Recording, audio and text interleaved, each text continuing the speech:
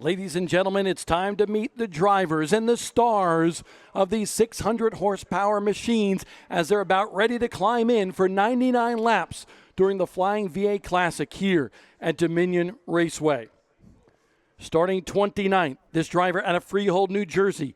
He's the current point leader of the Smart Modified Tour powered by Pace-O-Matic. It's bad to the bone, Danny Bone. Starting 28th, this driver winner at Riverhead Raceway in Long Island, New York.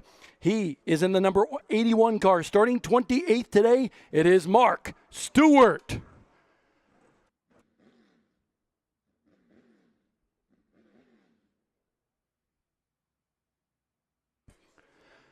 Starting 27th, this driver out of Northampton, Pennsylvania. A three-time winner on the Race of Champions modified circuit in the number 56 machine. He's scheduled to start near the rear of the field. Had trouble in qualifying today for Jack Ely. Starting 26th, a former top 10 finisher in the King of the Modifieds. This driver hails from Advance, North Carolina in the number 22 machine. Starting 26th, it's Jason Tutterow.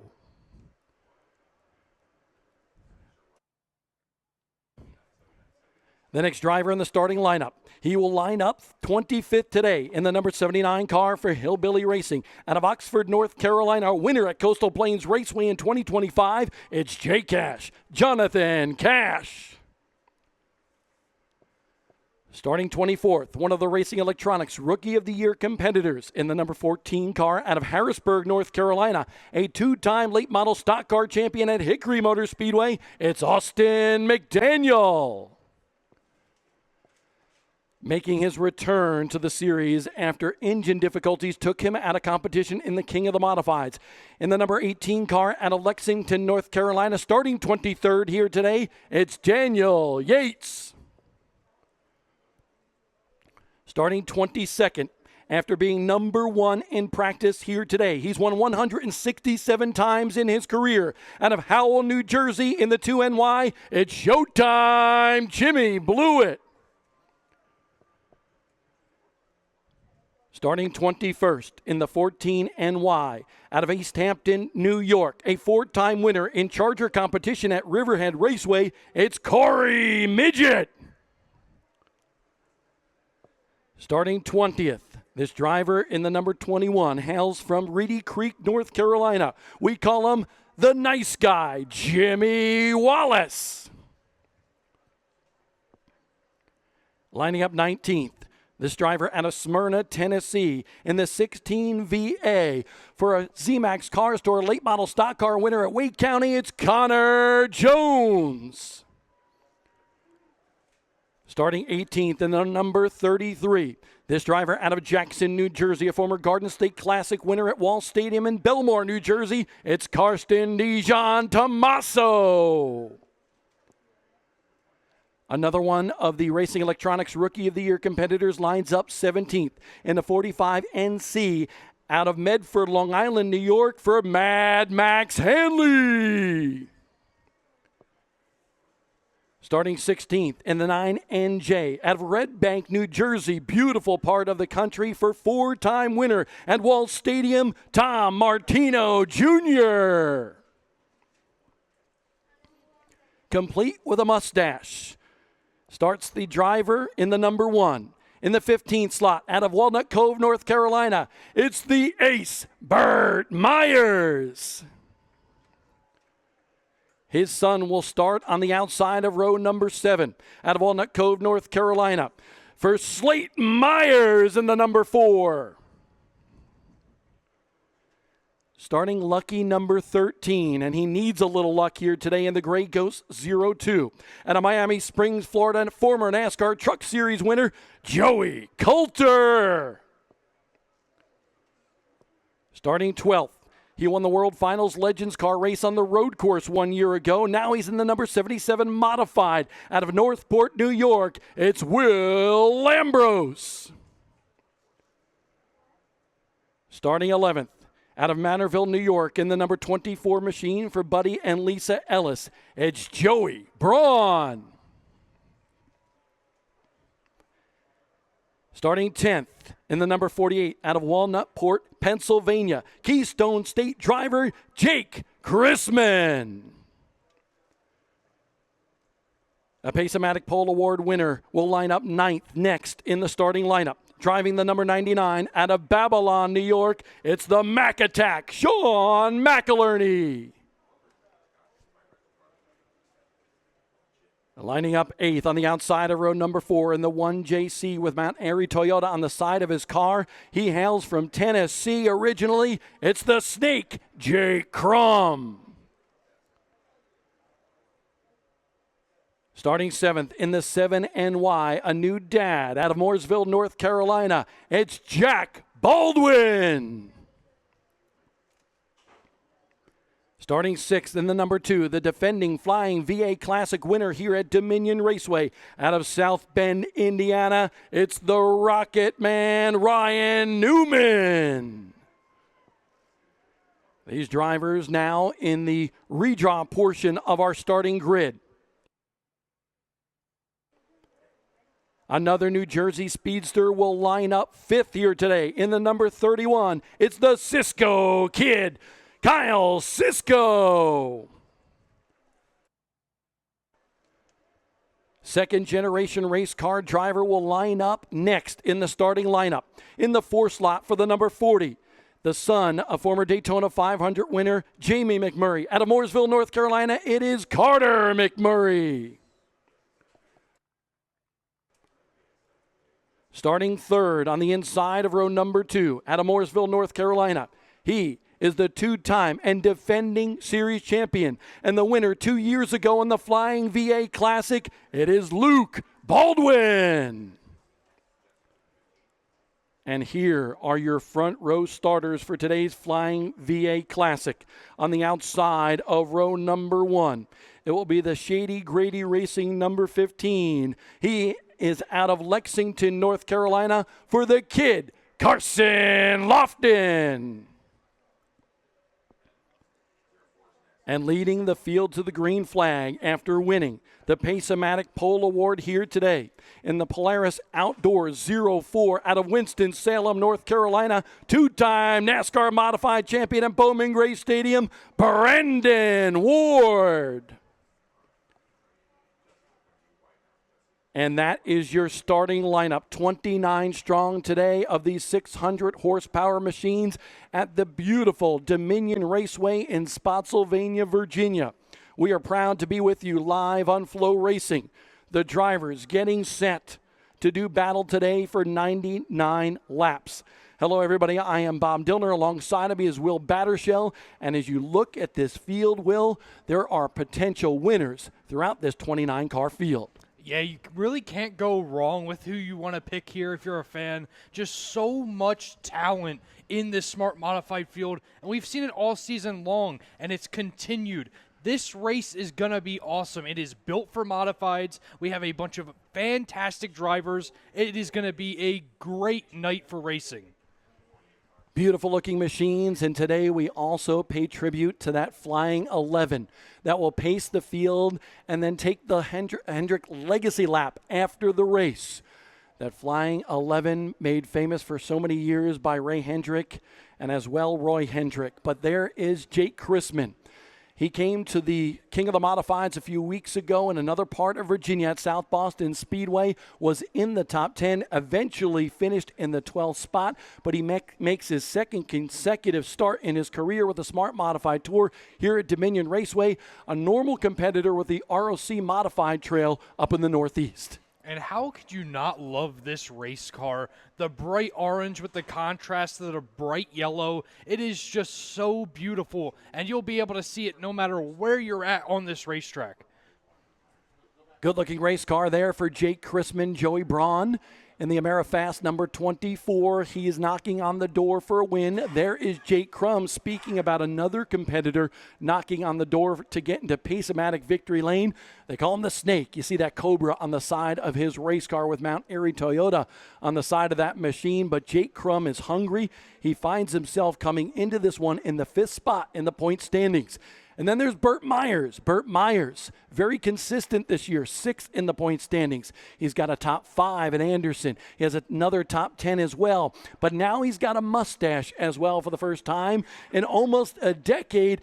And he told us today that he is not shaving his mustache until he wins a race, either here with the Smart Modified Tour or at the Madhouse, Bowman Gray Stadium, which the season begins in just a few weeks at Bowman Gray Stadium in Winston-Salem, North Carolina. I love that idea, too, because it adds a little bit of extra motivation to go out and try to get that win so you can shave that mustache. So it's a great idea to help push him to get to victory lane. You see a lot of the northern contingent within the Mighty Modified division coming down. Mark Stewart, certainly one of them. We saw him run at New Smyrna Speedway during Florida Speed Weeks.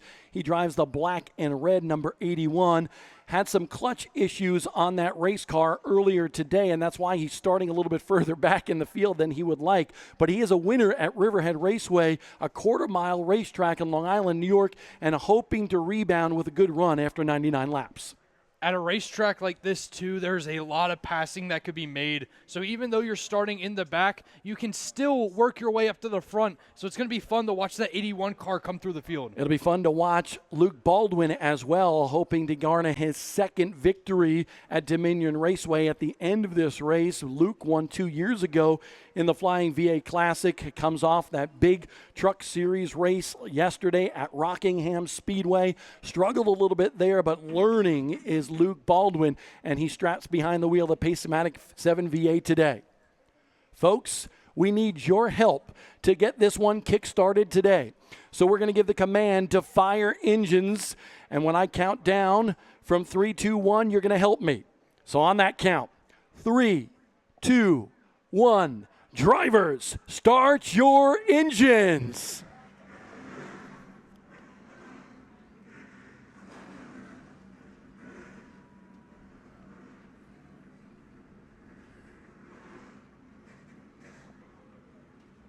Spotsylvania, Virginia is at the crossroads to this Civil War, and today it will be quite the battle for the Smart Modified Tour in the Flying VA Classic. 99 laps, Carson Lofton hoping to get back to victory lane. He won an open competition modified show at Caraway just a few weeks back. Look at these cars, low, light, and left. 600 horsepower underneath the hood, 15-inch tires. If you've never seen a modified in the grandstands today, you are in for a treat. It is going to be so exciting. And as I said, this track is built for them. It's going to be fast. You're going to have good handling. And that bump in turn 2 is going to have to be watched on all race long. That bump in turn 2 definitely took its toll on a couple of competitors during qualifying here today. We were told possibly low pressures on those race cars causing that friction and the tire to go down on the left rear. One of them, our point leader, Danny Bone, in the blue and white number 25 car with Verdance on the side of that race car for the first time here in Smart Modified Tour competition. He's had a spectacular year, a win at Anderson in the Palmetto State, but here today, tire goes down during qualifying, during his lap. He spins but never hits anything and is able to keep that car okay for today's race. It's going to be so much fun to watch that bright blue 25 come flying through the field because we know he's fast. It's just one little mishap, and that now it goes from starting in the top 5 to having to start in 29th.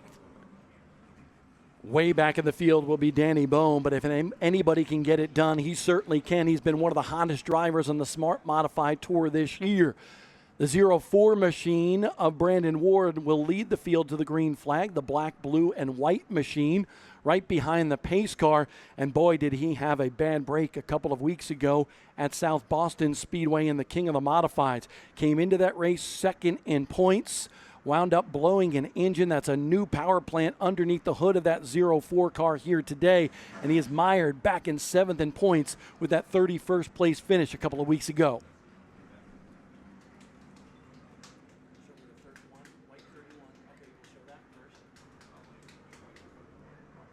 You talk about one of the most famous race cars in all of America in modified racing. The Flying 11 machine won races up and down the East Coast, some of the biggest races in all of the country in modified racing for such a long time. Ray, one of the best drivers ever in America, certainly within the modified ranks, and we're not just talking about down south because he won races up north as well. So Ray Hendrick and his Flying 11 will lead the field here today, and then the Hendrick Legacy Lap in honor of that great driver as well as Roy Hendrick. When the winner takes the checkered flag today, they will meet this Flying 11 coupe on the racetrack and take that Hendrick Legacy Lap. It's such a fun way to honor such a great legacy. And so far, this is the 4th annual one. And so we've seen 4 different winners in all 4.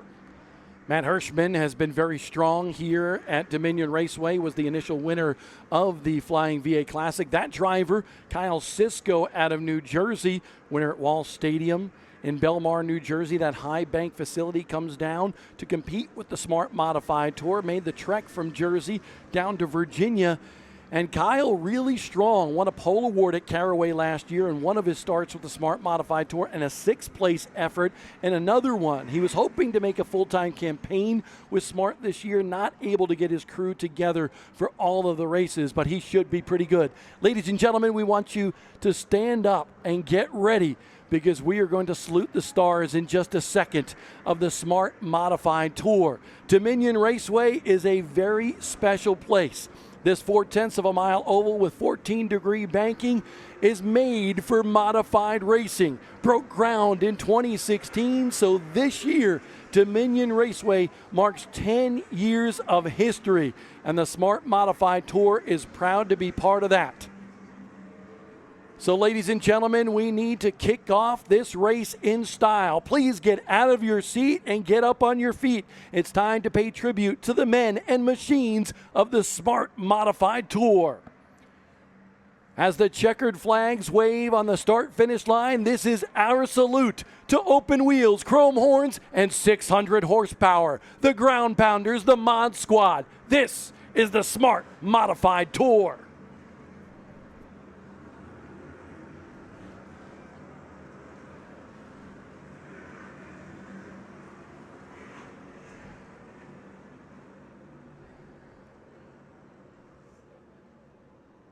The nearby Spotsylvania Courthouse, known as one of the bloodiest battles in American history during the Civil War. Today, 29 drivers will wage war of their own around this 0.4 of a mile oval, Dominion Raceway. This racetrack is smooth, it's fast, and it's got some unique characteristics with a bump off of turn number 2 that can be downright treacherous. How will these drivers navigate the corners here today? We're 1 lap until we go green. That bump is going to be something I am watching all race for sure, because especially if we're early on a restart and a car gets loose, that could wreak havoc for the rest of the field because you're going so fast. It's going to be hard to correct yourself, especially if you're going to hit that bump while you're trying to correct yourself. It's time to make some noise at Dominion Raceway because the Smart Modified Tour lives by the grace of God and 600 horsepower. Off of turn number 4, we will go green with the Flying VA Classic at Dominion Raceway.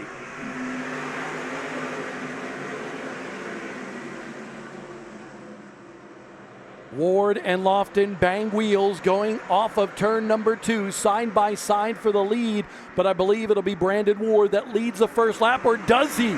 So close at the line on that one. Side by side for the lead, and look at that momentum on the outside for Carson Lofton. It is going to be a 2-lane racetrack, and we see Lofton take advantage of that right away and get around Brandon Ward, and he's already trying to set sail as he's pulled ahead of car length. Luke Baldwin back in 3rd, 4th place. Right behind that is the 40 machine, the Bass Pro Shops car for Carter McMurray, 2nd generation racer. Oh, trouble in turn number 4. We got cars up into the wall. Jake Chrisman in that orange number 48 spins to bring out the initial VCU Massey Comprehensive Cancer Center caution of the day. And behind Chrisman, there was a stack up where a bunch of different modifieds did make contact So it's going to be interesting to see, but unfortunate start to the race for Chrisman, who's coming off a great race at the King of the Modifieds. By the way, we want to say thank you to VCU Massey Comprehensive Cancer Center out of Richmond, Virginia, one of the nation's top research universities and leading academic health ranked system in the state of Virginia. Here's a look at what happened to Jake Chrisman from our Flow Racing cameras. Looks like a little contact with Will Lambros in the red and black 77. Jimmy Blewett, quickest in practice today, had trouble in qualifying up against the wall with Burt Myers and a couple of other competitors as well. So Chrisman spins. Came to the King of the Modifieds a couple of weeks ago at South Boston Speedway and had a really good showing. Very strong for the driver out of the Keystone State. So the first VCU Massey caution flies here today early in this one. Just 3 laps complete. Tom Martino on pit road, as is Jimmy Blewett in the white number 2. Blewett finished second in the Flying VA Classic here at Dominion 2 years ago and led some laps to boot. Really unfortunate start. And you saw on the replay where he just kind of got in too hot, and then when he hit the brakes, he just slid up the track and caught that rear end, and you can see where the bar is really bent up by that rear tire. Unfortunately for everybody watching on Flow and here in the grandstands, Jimmy Blewett appears to be out of this one. An end of the day, an early one at that for Showtime, Jimmy Blewett. Bad break for that New Jersey driver. His son James won 2 races at Wall Stadium in Tour-Type Modifieds last year. And 3 generations of Blewett, technically 4, because Jimmy was telling me this week that Grandpa got behind the wheel of a car once at New Egypt Speedway and wound up wrecking the car on lap number 1, and that was the end to his racing career. And that's kind of the nature of the beast when you start in the back. We saw him great in practice and then just kind of miss the mark in the qualifying, and then something happens ahead of you. You don't have the time to react because it's such a fast track, and it just wipes him out immediately. A big thank you to the folks at Pace-O-Matic as well. Since 2000, Pace-O-Matic has assembled an incredibly talented team from top to bottom, built on the grounds of integrity, innovation, and compliance, all of which aligns perfectly with the world of motorsports. As an entertainment company that develops gaming software that players love to play, Pace-O-Matic is all about giving back to local communities, small businesses, and now motorsports. To learn more about them, check them out. Pace-O-Matic.com. That's Pace-O-Matic, proud supporter of grassroots initiatives and proud presenting sponsor of the Smart Modified Tour. Coming back to the green flag, and we still have some activity. Tom Martino Jr. back down pit road, but the caution was brought out by that too quick chassis, the 48 of Jake Chrisman. He has rejoined the field, I believe, at the tail end. He just pulls off a pit road. Looks like we'll be 1 lap now before we go green. Lofton able to grab the lead on the outside at the CitraSafe choose cone. He chooses the inside this time around. It's an interesting decision, especially with how strong he was on the outside to open that. Maybe he didn't like how the car was handling, and so he takes the inside. He's going to try to get that jump on Ward and just set sail into 1.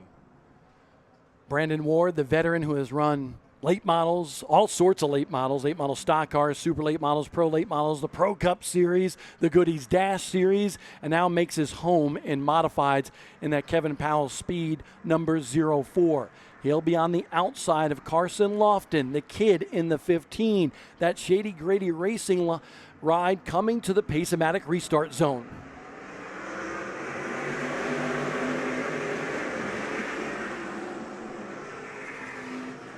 Lofton grabs the lead. Now under fire for second is Brandon Ward with Luke Baldwin on the inside of that 04.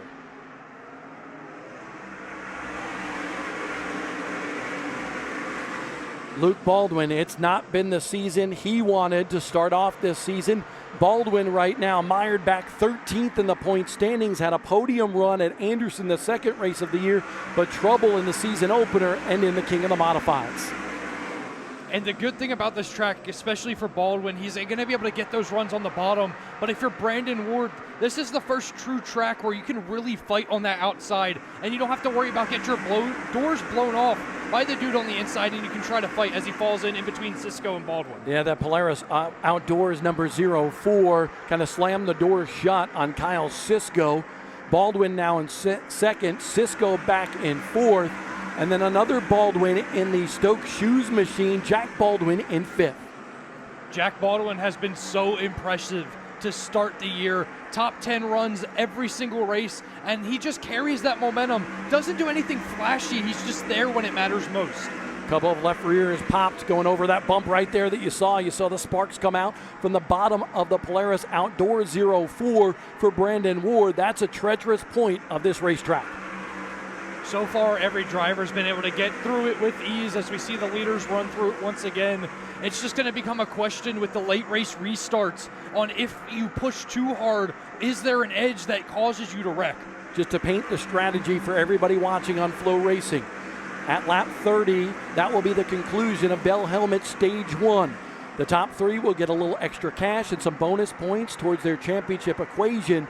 But then the decision of when to come down for that one Hoosier tire that you have at your disposal. This racetrack, some say it wears tires, others say it doesn't. Kind of depends on your setup a little bit during the day. Ryan Newman in the number 2 machine, very fast last year, riding 7th right now, but he's the defending winner of this race. And you know Newman is going to know how to save his tires. He's had so much experience in these modifieds. 40 starts now in his Smart Modified career, so watch for him to crawl his way up during the race. We'll walk you through the latter part of the top 10 here. The 40 of Carter McMurray right now just outside the top 5. You see the top 5 right there, but we're going to work back to Carter McMurray and further back behind that because McMurray having a good showing in the 6th spot. We just showed you Ryan Newman in 7th. And then 8th place is the 1JC of Jake Crum. Jake Crum in that 8th spot. Behind that, Will Lambros in the red 77. The road racing specialist now turned modified racer. And then there's Joey Braun. Braun in that 10th spot. Having a good, consistent year so far. Braun 4th in points coming into this race. And Braun's another one of those drivers that have just been so consistent. Nothing that's going to light up the scoreboard or light up the highlight reel, but he's just there at the finish. And whether it's a top 5, a top 10, he's just gathering those points. Another VCU Massey Comprehensive Cancer Center caution. And as we look around this racetrack, we're trying to figure out exactly the reason for the caution. We'll identify that in just a moment. But Carson Lofton continues to lead this one. Lofton's car is very, very strong right now on the early run. And we kind of watched him just kind of pull away from Baldwin and Ward as he carried that momentum. So Lofton, the early favorite for sure. This caution, very interesting though.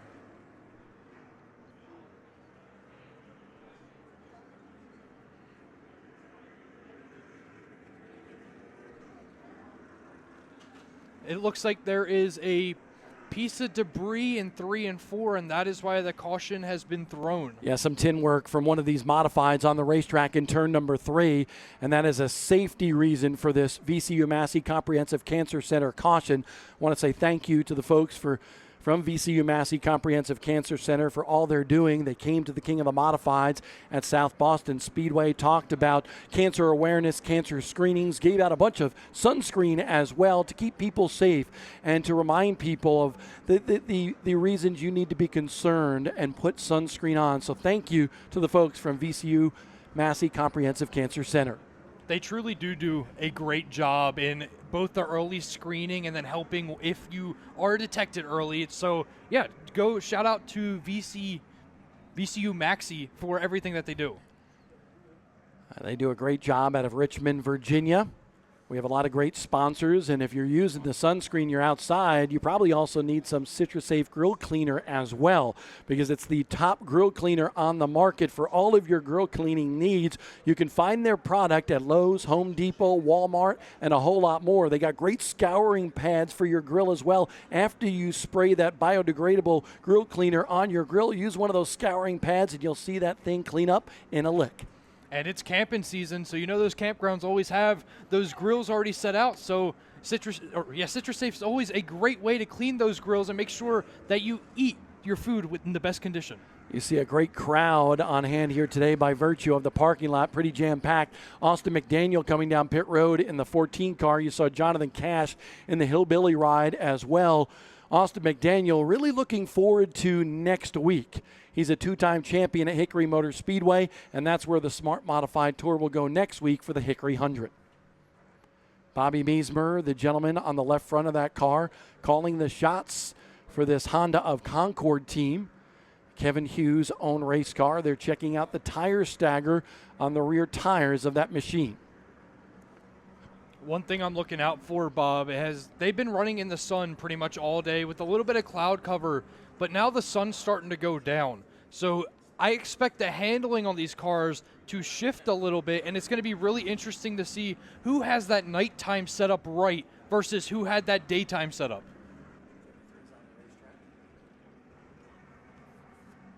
There is the Hillbilly Racing ride. Jonathan Cash had troubles on that car at the King of the Modifieds. Beautiful white and orange sun drop machine on pit road.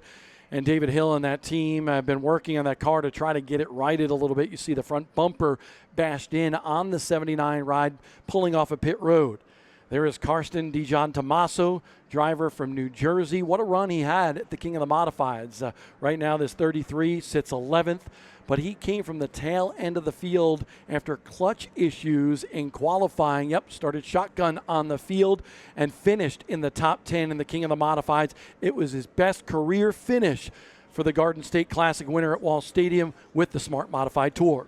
And we know the King of the Modifieds is a very chaotic race. So if you can just keep that car clean throughout the whole race, and which he did, he was able to get that 7th position. Behind Karsten Dijon Tomaso is Slate Myers. Slate has had a tough start to the season.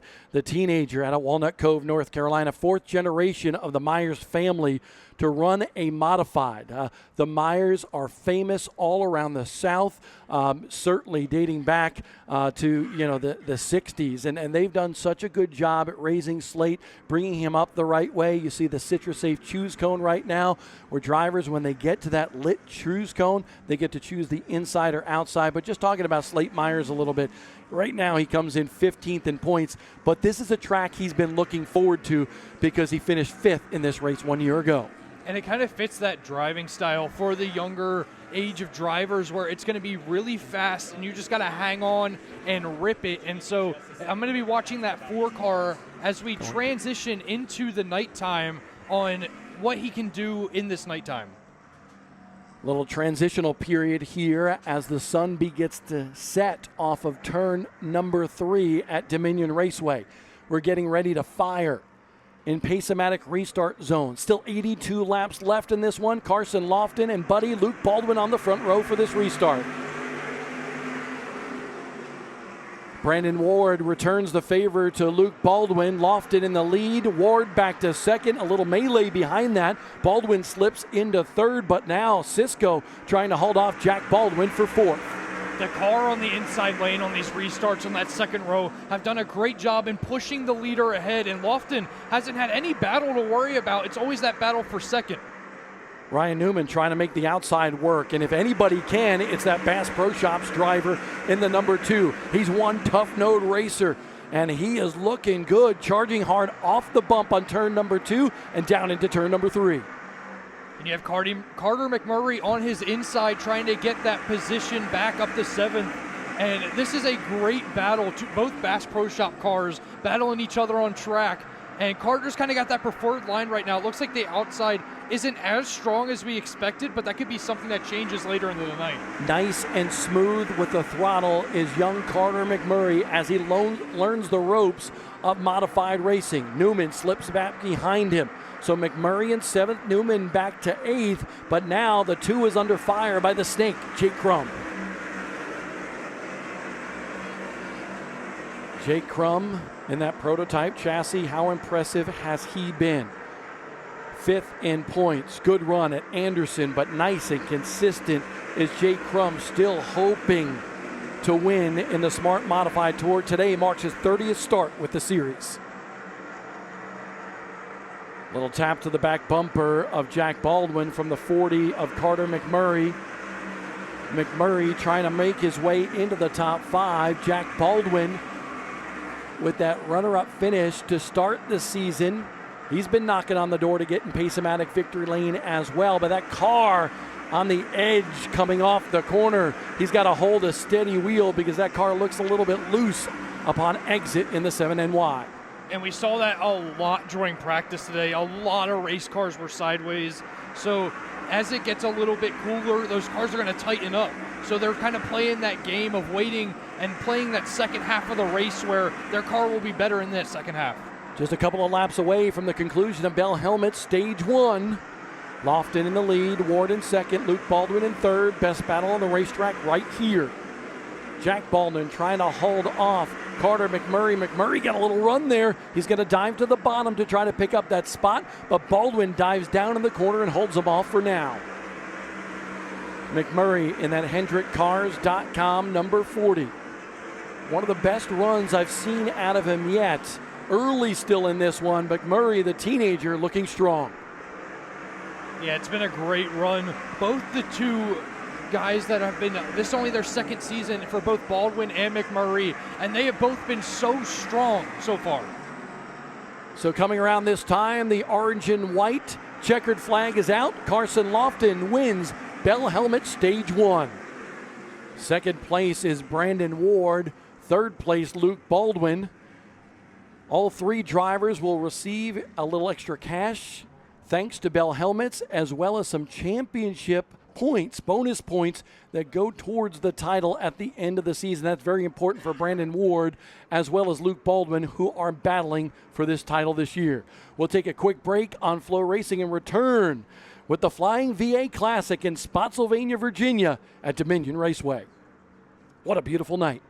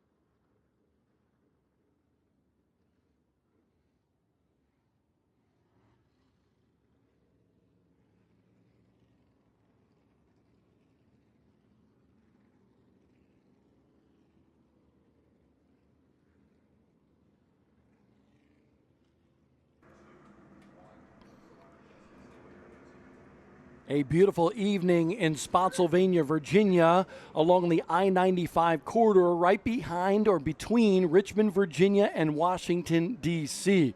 The sun setting off of turn number 3 as we have just completed Bell Helmets stage number 1. Carson Lofton is the leader of this race, and we want to take a look at the point standings heading into this one. Danny Bone, who is mired a little bit further back than he would like right now in this race, way back in this field after trouble in qualifying. He is now 18th in the lineup here today, but the point leader coming in 5 points over Ryan Newman, who is having a pretty strong run. Jack Baldwin right there in the midst of the top 5 as well. Third in points coming into this one for Jack Baldwin. And in a similar situation like Danny Bone is right now, where Brandon Ward had an engine expire early, and he dropped from first in points all the way down to 23 points out. But Danny Bone at least has been able to recover well, gains 11 positions to start the race. After Jake Crum, it's Burt Myers in 6th place, tied with Brandon Ward at 93 points apiece. And then we have the first rookie on the board at Will Lambros, 91 points, 25 out, and 25 points can be a swing of one race with how big of a field we have seen for the Smart Modified Tour. After that, it's Carter McMurray, whose name we have said a lot tonight as he is running great, and then Joey Coulter in the O2 car. So there is a lot of points to be gained and a lot of points to lose in these big races with 25-plus cars in them. We had a few cars come down pit road during the caution. We saw Joey Coulter, Connor Jones, and a few others come down pit road. We see Max Hanley coming off pit road along with Sean McElherney. So few cars elect to take this pit stop under the caution and kind of make adjustments. I saw a few tire changes. We see Burt Myers coming down the back stretch. 15, guys, 15. Carson Lofton took the lead early and has continued to lead since then. It took 2 laps for him to take the lead. Let's go. 15. We go to the Racing Electronics Race Communication. Carson Lofton inside the cockpit of that 15 car. Carson, how good is that race car right now? I feel pretty good about it. Pitch ready to go, so I just feel pretty good. Carson, you're coming to the CitraSafe Choose coming off of turn number 4. We'll let you get to business. Your radio broke up. Good luck, buddy.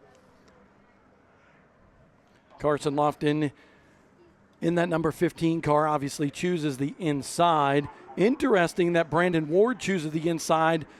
He maybe got burned on that last restart and did not want that to happen again. Baldwin in the 7VA jumps to the outside in Senator Stanley as well as Hermie Sadler's race car.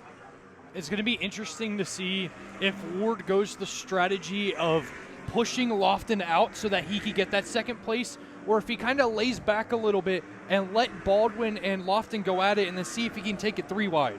I was just watching that CitraSafe Choose cone. It almost got hit 2 or 3 times out there, and it has done so. Great job by Honey, by the way, our official that is the connoisseur of the cone.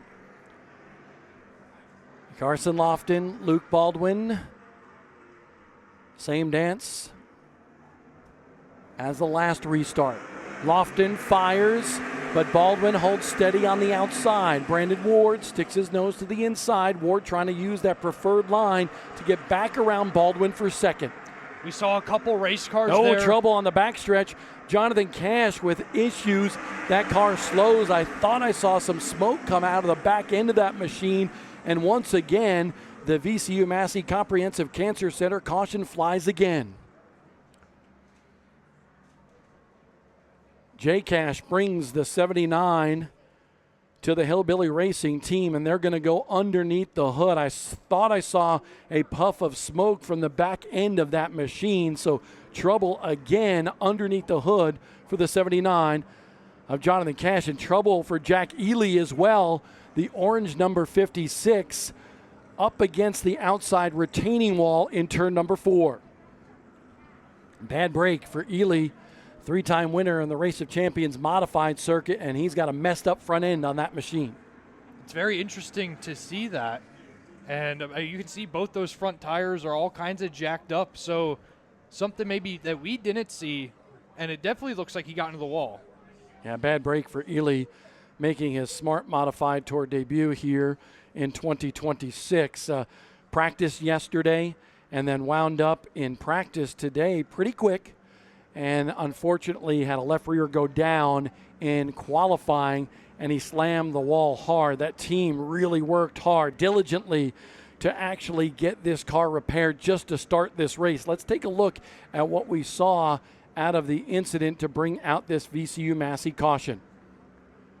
Coming off of turn number 4, everybody on the edge, the top of your frame, you see Ely in the 56, a shower of sparks on our Flow Racing replay, and had no traction and just went up and hit that wall. Yeah, the shower of sparks is never a good sign. Usually that signifies that something is probably broken on that race car, and it kind of showed that as the car just shot straight to the outside wall instead of allowing him to turn in the mid-turn. So as Ely gets towed to the infield here in the Flying VA Classic, we'll take a quick break on Flow Racing and come back with more racing action from Virginia.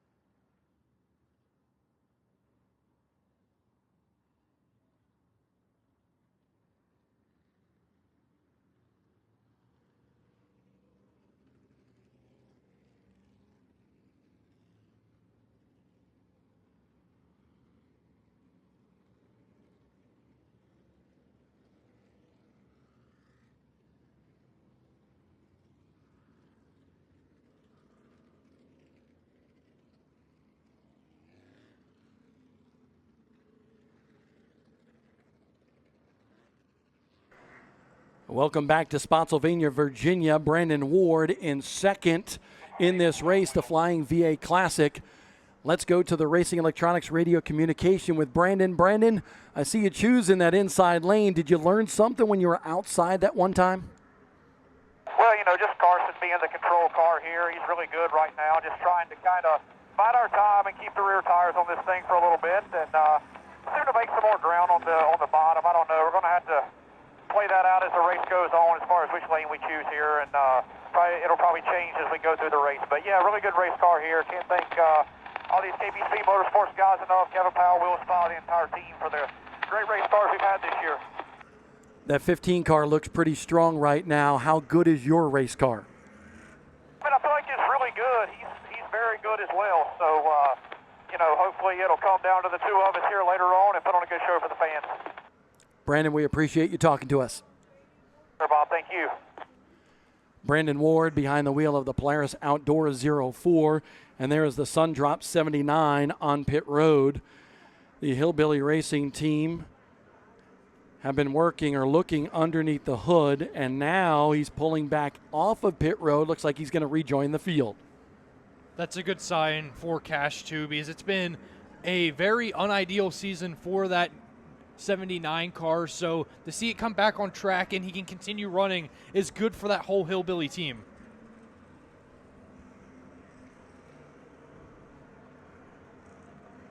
Still making sure everything on the track is good, no debris for the drivers, because would be very bad. And now we have Honeycutt coming out to put out the Citrus Safe Choose Cone.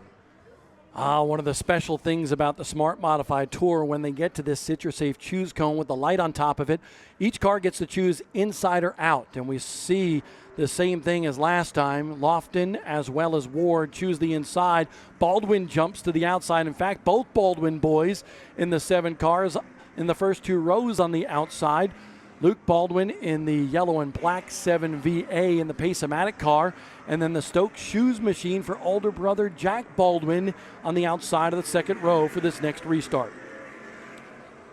It's kind of funny to see because you had the cars in 1 and 2 go to the bottom, so the cars in 3 and 4 went to the top, and now the top 4 are the same running order, but just a little bit different. These restarts are so critical at Dominion Raceway. We'll see what happens on this one. Still a long way to go in this one. Carson Lofton is the control car for this restart. They will fire at that green cone, and he does in the Pace-O-Matic restart zone. Much better restart for Luke Baldwin there. He's going to try to hang around the outside, and he's going to keep the nose just there so Lofton can't get up, and they're going to go side by side down into 3 and 4. Baldwin's got a chance. If Lofton can get out in front, Baldwin might be able to close the door going into 1. He tries to do it, but Brandon Ward is there. Luke Baldwin thought twice, a little spark from out underneath the 0-4, and now Brandon Ward back to second, Baldwin in third, Luke that is, with a side-by-side battle for fourth with Kyle Sisko in the 31 and Jack Baldwin in the Stokes Shoes machine.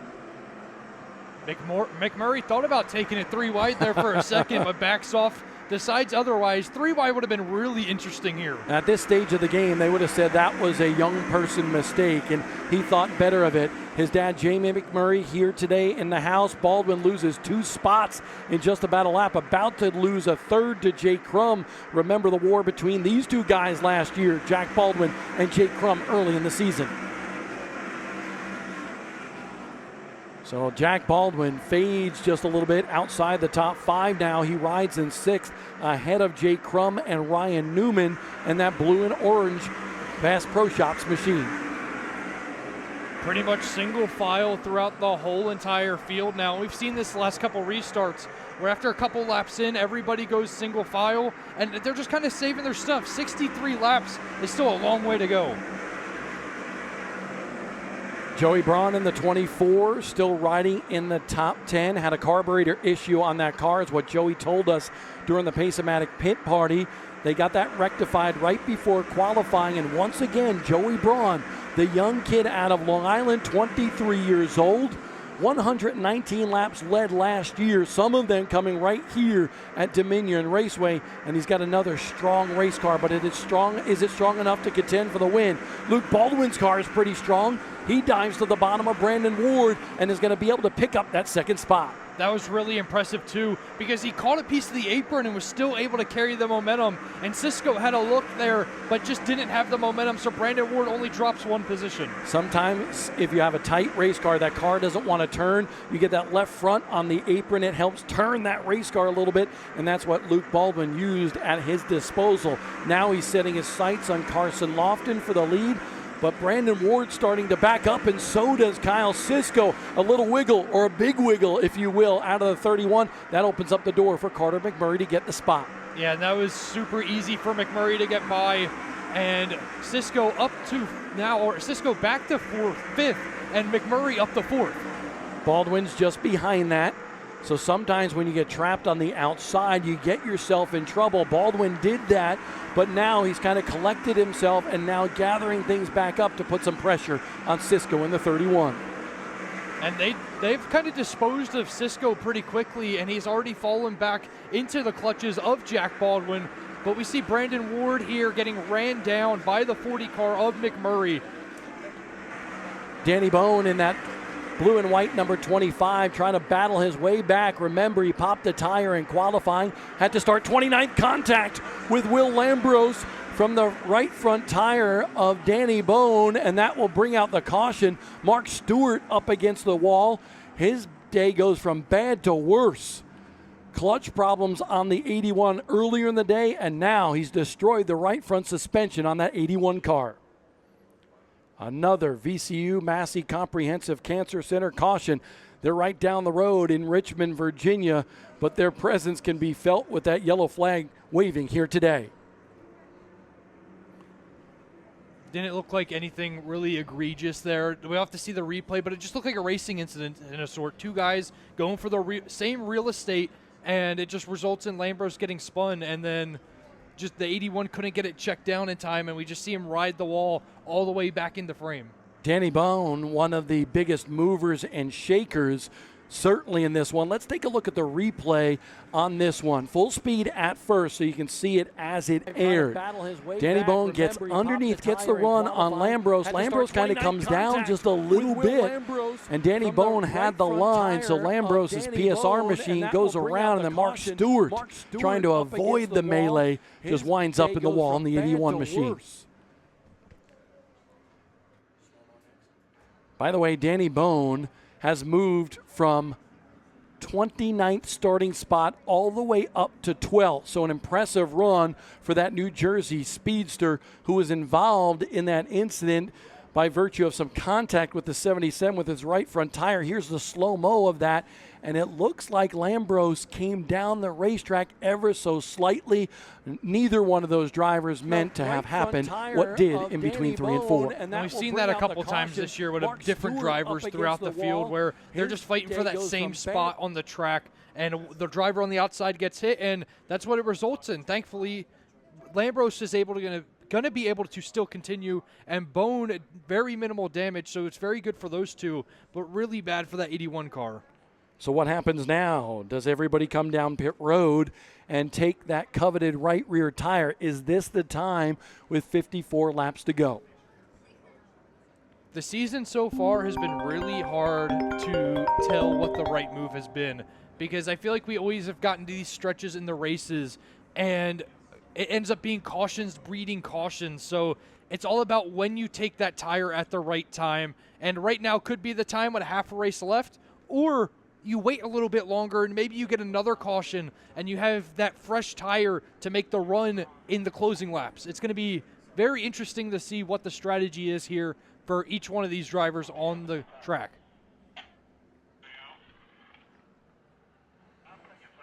Lofton will remain in first place. You have Luke Baldwin in second and Brandon Ward in third. These three have been running in the top three for a majority of today's race, and it has not changed since. But one person that has been hard charging has been Carter McMurray.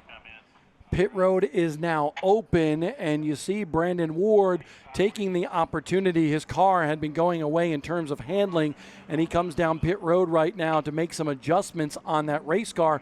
But I was listening to several of the other competitors, and everybody was debating about whether right now was the right time to come down pit road. It really is a gamble of a sorts if you think about it, because of just you don't know if there's going to be another caution.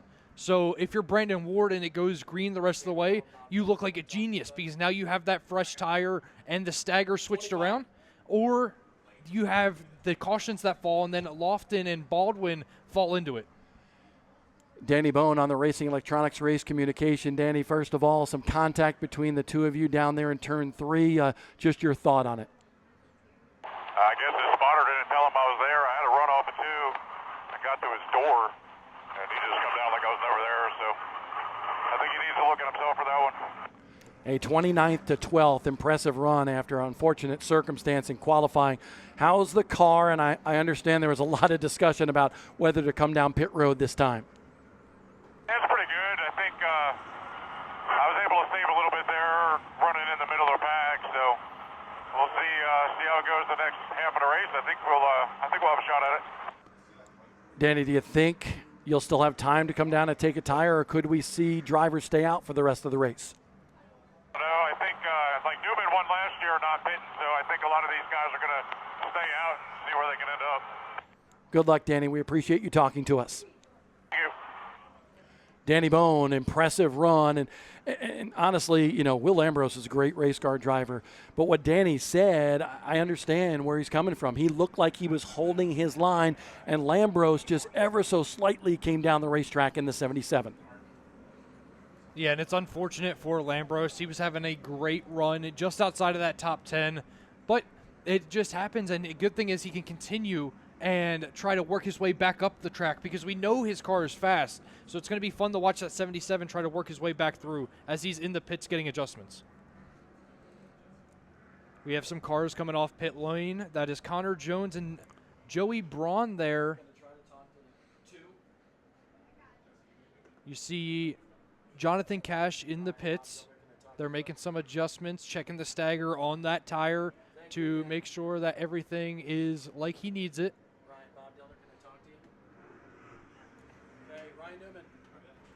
Ryan Newman battling inside the top 10 right now.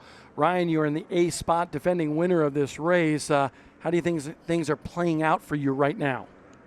We're struggling a little bit with just track position. You know, we kind of got the short end of the stick for once on the redraw there. Had to restart sixth, or start sixth, but just haven't had a good break on some restarts here, and it's really just fast pace. Everybody's running 100%, and it's pretty much a one groove, maybe 1.5 groove racetrack. So we got about 2 laps on restarts here to get kind of single piled out, and you kind of fall on the line, and that's where you lay, because it's just not a whole lot of passing right now. We'll see what it's like when the tires fall off. No choose cone this time, so I want to ask you one more question. Any thoughts about possibly staying out, not taking the tire, or is that like no-go, you need the tire at some point in this race? It's kind of hard to tell. We're keeping track of who's already pitted, who's going places, but ultimately, because of where we're sitting, we're kind of in the catbird seat. But that doesn't mean we will be at the end, so we'll see what happens. Good luck, Ryan. We appreciate you. Ryan Newman, driver of the Bass Pro Shops #2, very honest with his approach, because right now a lot of these teams are keeping track of who came down pit road, who got a tire, who's coming through the field, and are people actually moving once they pit, or are they kind of stagnant when they go to the back of the field? I like that he said that he's kind of in that catbird seat too right now to make that decision because of where he's running. He's in that 8th place, so he can watch what the leaders do. If they pit, he can stay out on the next caution and then jump a bunch of those positions. And remember, if you like what you see on Flow Racing, and if you're in the Virginia, North Carolina, South Carolina, Tennessee area next week, the Smart Modified Tour powered by Pace-O-Matic will be in Hickory, North Carolina. Yes, the legendary Hickory Motor Speedway for the Hickory 100. That will be the final race before a couple-week break. And that one will be interesting with the pavement, the worn-out pavement that we see at Hickory Motor Speedway always provides plenty of excitement. Coming to the Pace-O-Matic restart zone. Get this one fired with 54 laps to go. Lofton still in control in the red and white 15. Luke Baldwin, a former winner here, right behind him, and Carter McMurray on the outside in the 40. McMurray, good run. He might have an opportunity to get down in turn number 3. Baldwin trying to fill the hole, and does. Nice way for McMurray to stay on the high side and exude some patience there. They're pseudo teammates, if you will.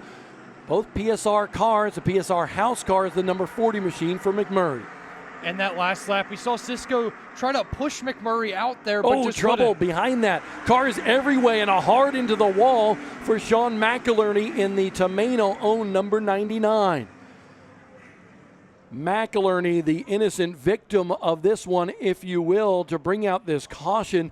Hard damage to the front end of that 99, but the accident was triggered by a lot of activity, about 3 or 4 or 5 cars in front of that 99 machine. It's good to see that window net come down, because that was an extremely hard hit for McIlerney, head on into the wall.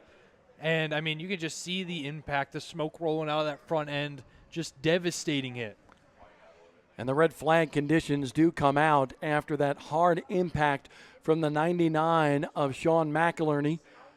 Fluid being cleaned up down there as well, but we'll take a quick break here on Flow Racing, sort things out, make sure Sean's good, but it was good to see the window net come down on the 99 for Sean McIlerney, a third-generation race car driver out of Long Island, New York. We'll be right back to Dominion Raceway.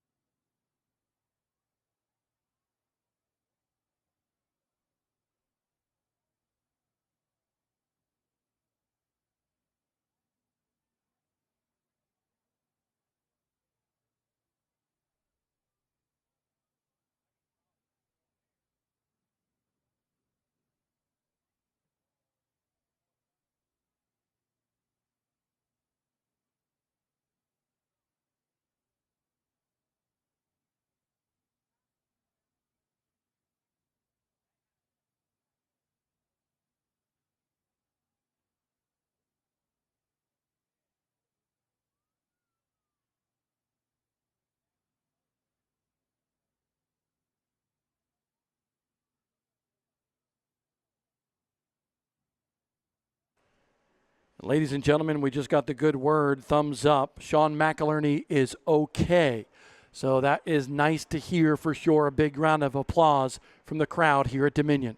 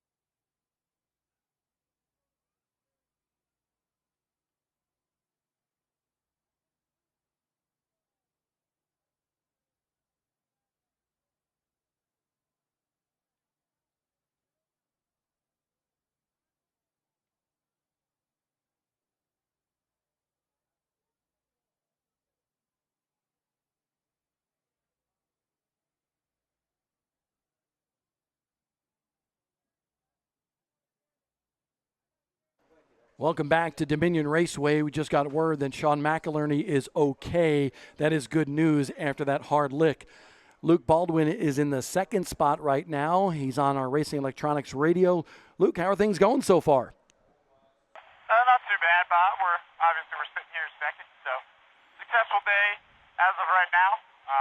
Just really need a good run to get us going back in the right direction, carry some momentum into the rest of this year.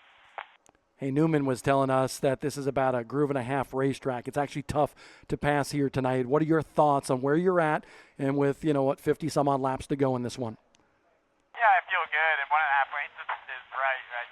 To hold your own on these restarts and or pass under green, it's just kind of a game of aggression, and got to do what you need to do to put yourself in the right spot. So, we're working hard at holding our track position, hopefully making a run at the 15. Hey, while we're under red, obviously you said you're trying to get back on track, but everybody from the north to south, all proud of you with your Truck Series start. So we want to know, though, how was Rockingham yesterday? Yeah, Rockingham was all right. First run with the new team with Team Riom, and our Ford F-150 was all right, and we were able to stay out of trouble and take home a decent finish. We always want to run better, but when you can come home with a clean truck and at such a competitive level, it's always a good thing. So proud of everyone at Team Riom for putting together a good race car, and we'll go to Bristol this week and hopefully run a little bit better. We wish you the best of luck, and maybe we'll be talking to you after this one, Luke. I hope so. Thank you, Bob. Luke Baldwin, driver of the Pace-O-Matic 7VA for Bill Stanley and Hermie Sadler. I know the Senator is here watching tonight. Nice to have him at the racetrack, and appreciate all of his support with him and Hermie's team here with S&S Racing, winning the championship the last 2 years. Several drivers have graced victory lane in those S&S Racing rides. Bobby Labonte, one of them, the NASCAR Hall of Famer. And now they also have an all-star car. The 16VA is driven by Connor Jones, the ZMAX Cars Tour late model stock car competitor. He's in the show here today. Connor has run smart races as well as the NASCAR Wheel and Modified Tour and Tour-type modified racing at New Smyrna Speedway, but we want to take a look at what happened to bring us under this VCU Massey Comprehensive Cancer Center caution as the cleanup continues. Watch a little bit further back in the field. You see the Forrest Late Myers get into the 33 of Karsten DeJohn Tomaso, and that stacks everybody up. And then it looks like the 99 of McInerney hopped over the right front tire of Joey Braun. We'll have one more look at it here, but so many different things in play, including that contact with Myers and DeJohn Tomaso's 33. But watch, McInerney just hit the right rear, actually, of the 24 of Joey Braun. And both McInerney and the Braun had both pitted that last 99. caution, so they mired themselves back, and it got checked up McInerney, all the way back innocent to them. victim. So pitting is also, there's an advantage, but also here there's a disadvantage, because when something happens in front of you with the speed of this track, we've seen it now 3 different times to where it is so hard to get woed down. And now that results in the big incident with McInerney into the wall. Good thing he is okay after that. It's going to be interesting to see what other damage was in the field after that accident. Lots of good racing still to go in this one. 99 laps of the Flying VA Classic at Dominion Raceway. One of the drivers having a very good run right now is the 31 of Kyle Sisko, currently running in that 4th spot. Kyle, how are things going so far for you? So far, so good. Just trying to, bide our time and try to save a little bit for the end here. I feel like we got decent track position, just trying to maintain here.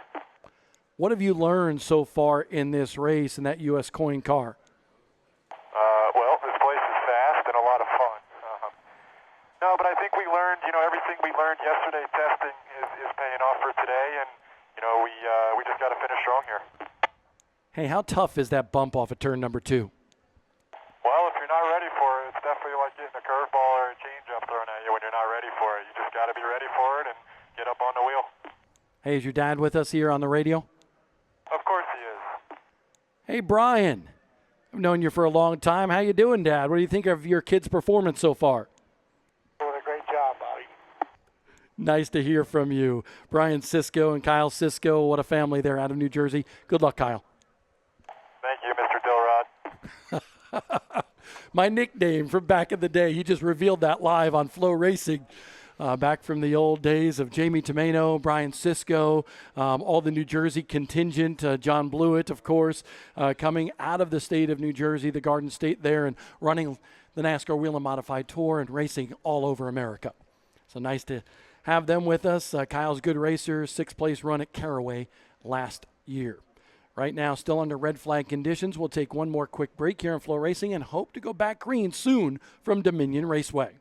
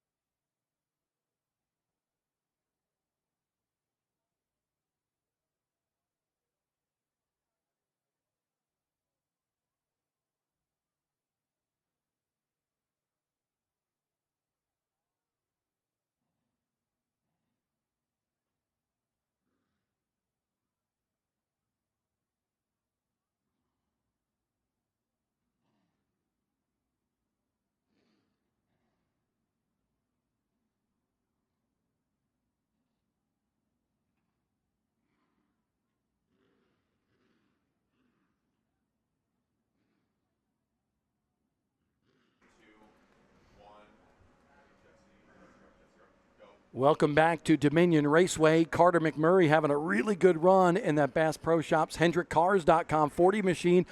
Carter, how's things going so far for you? Dude, it's going really great tonight.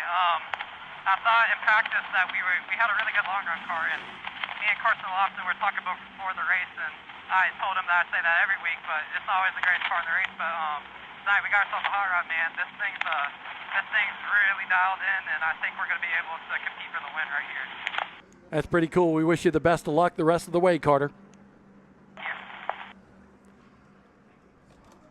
Carter McMurray in that Bass Pro Shops 40 machine. One of those PSR house cars. PSR, just an unbelievable chassis manufacturer that is really taking especially Southern Modified racing by storm. Still Phil Stefanelli and his cast of characters. Neil Cantor, who's the crew chief for Luke Baldwin.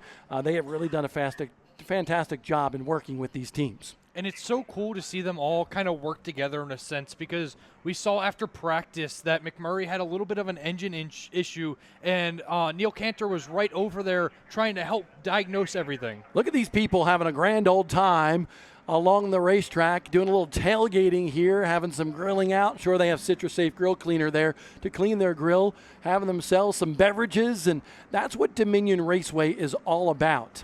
As I mentioned, Dominion Raceway celebrating its 10th year of racing. I remember I walked through this place when it was just sticks. It was some, metal beams going across, and then they started to build the track. They started to build this tower. And this is, as many drivers have told you, one of the most spectacular racetracks in America. And it's lived up to its name, especially tonight. We've heard every driver that we've talked to so far just say how fast and how racy it's been. We talked about a lot about this 4/10 of a mile oval, the 1/8 of a mile drag strip, the 2-mile road course with 12 turns. But how about the Groove Music Hall and what they were doing here last night during some local racing in the 118 Bar and Grill? It is so cool. There is just so much in this complex that you can go watch, whether there's cars on track on the road course, or last night with the cars on track inside the oval and drag racing. And then you could go down to the second floor to the 118 Bar and Grill and go get some food. And it's amazing. It's state of the art. I've never been to the Grotto. And that's a cool place, too, because they have a bar built out of wood from an 1800s church. They have a bowling lane counter in there. So a lot of thought process is what went into building this place. So, Steve, Britt, and now Will, who has taken over as the general manager here, continue to do a fantastic job to really elevate racing in this part of the Mid-Atlantic. And it's such a cool area to have a racetrack, because you're 40 minutes from Washington, D.C. You're like 30 minutes from Richmond, Virginia. There's just so much in this area. So this is like the perfect area to have a racetrack because you have fans come from all different places and just come and collect to watch some great racing.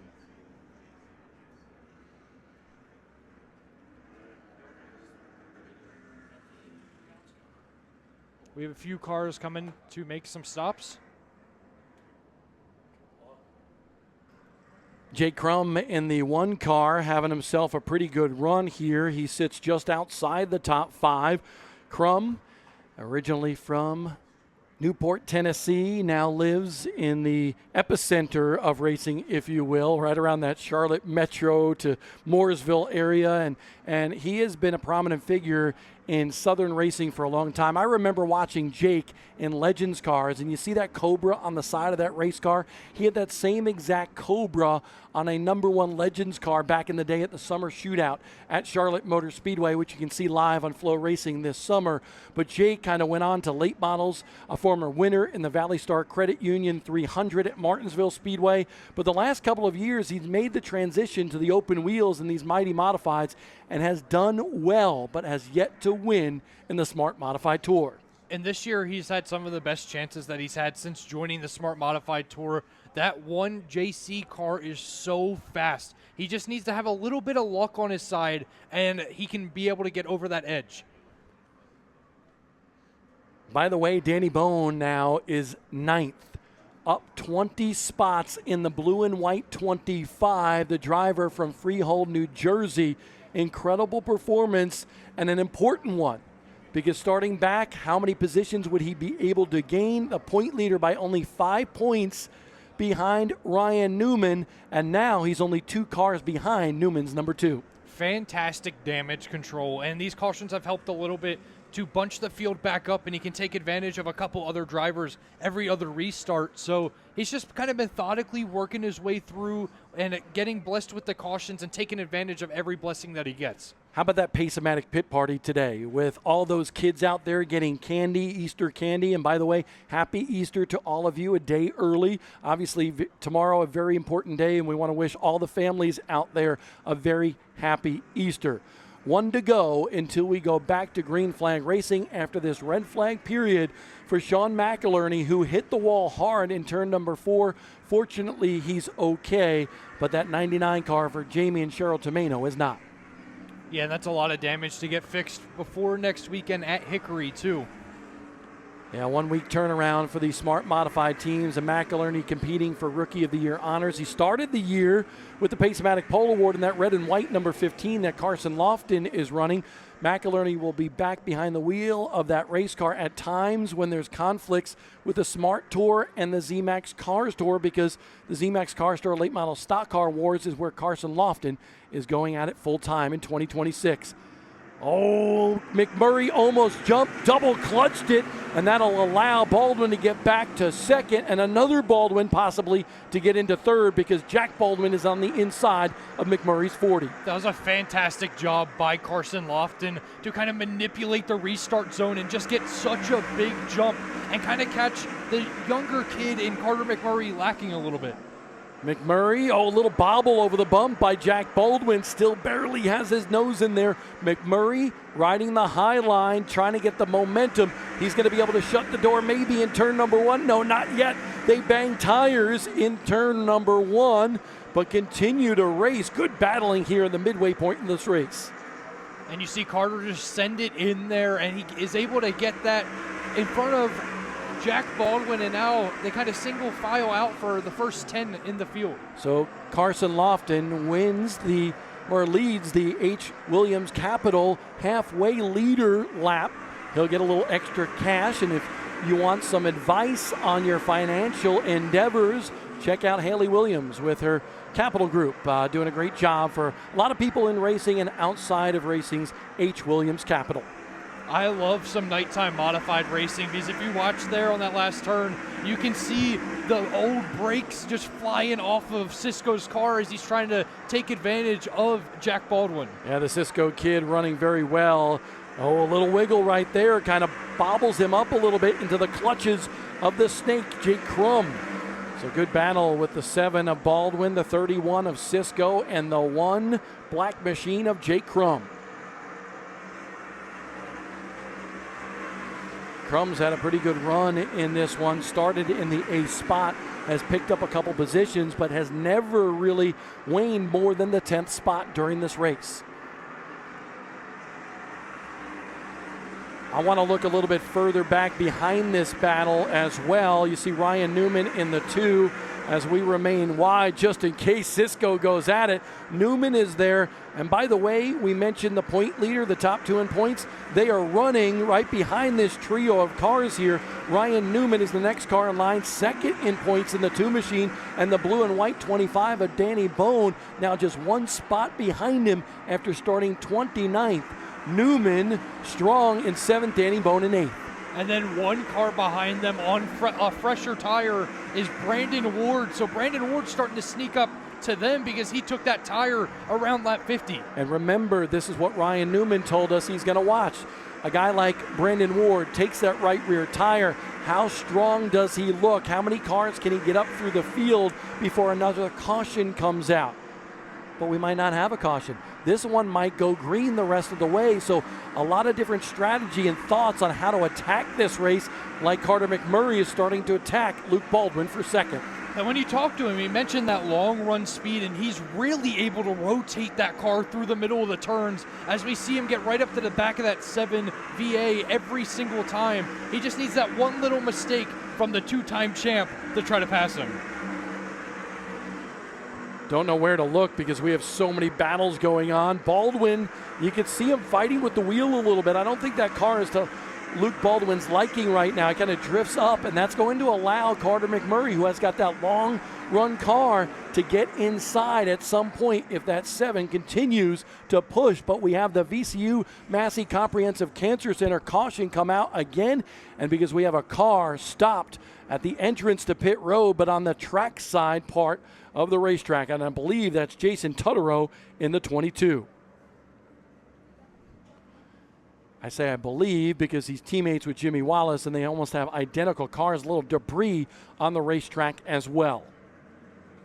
And it is indeed Jason Tutterow out of Advance, North Carolina, in the Carolina Drilling car.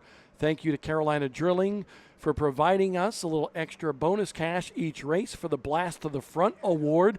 That Blast to the Front Award, presented by Carolina Drilling, goes to the highest finishing driver who has not yet won a Tour-Type Modified Series event.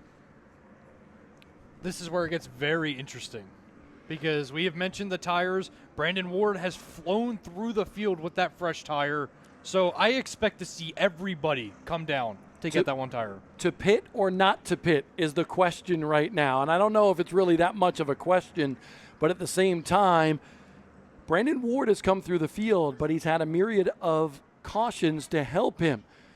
Should Carson Lofton stay out? That car is good. Brandon Ward was not closing in. All of those thoughts on the minds of these drivers right now as they contemplate coming down pit road to take that right rear tire. And if I'm that 15 team, I'm watching that 40 car closely because his speed in that second half of that run was insane. And we see Cisco come down to option to take that tire. Cisco in the 31 relinquishes his 5th place position to come down pit road. You see the sticker on that right rear tire. That indicates it's a brand new tire, and they'll put that on there, try to measure it up, make sure they have the stagger they want across the rear tires. That's what helps the car turn in the corners. The 33 of Karsten D. John Tommaso is behind that car, and Connor Jones on pit road. Phil Stefanelli looking at that right rear tire on the 16 VA. It's a Sadler Stanley racing machine with Pace-O-Matic on the side of that race car. He's a late model kid. We saw him win at Wake County in the ZMAX Cars Tour. That was a heck of a race, by the way. That you were there, and that was a lot of fun. But right now, Connor Jones has been struggling in this one, currently in 20th. Yeah, Connor Jones at that Wake County race ran out of gas with 9 laps to go and comes back to win the race. So he is a wheelman, and it's so cool to see him go from winning in the Cars Tour at Wake County last week to now in Dominion in a modified, just kind of getting his hands and feet wet as much as possible. You see Dijon Tommaso in the 33, that right rear brand new tire going on that race car. The kid out of New Jersey works at Junior Motorsports full time, still goes back to Wall Stadium, time and time during the season, and wins some races up there at that tight High Bank, third of a mile oval, which is now NASCAR sanctioned once again. So nice to see a lot of effort being put into Wall Stadium. One of the racetracks in my childhood that meant so much to me. I went to a Turkey Derby or two in my time, and that place is just a special place for modified racing. It is so cool to see just all the drivers from both the north and the south just come and collect here in Dominion. It is truly one of the greatest fields that we've seen, and it's so much fun to see drivers from two different parts of the country come and race together, because this is kind of the midway point for them, where in North Carolina you're driving about 5 hours, and some of the parts up north you're driving about the similar time. So this is like the midpoint where they can all meet and just hash it out for who is best.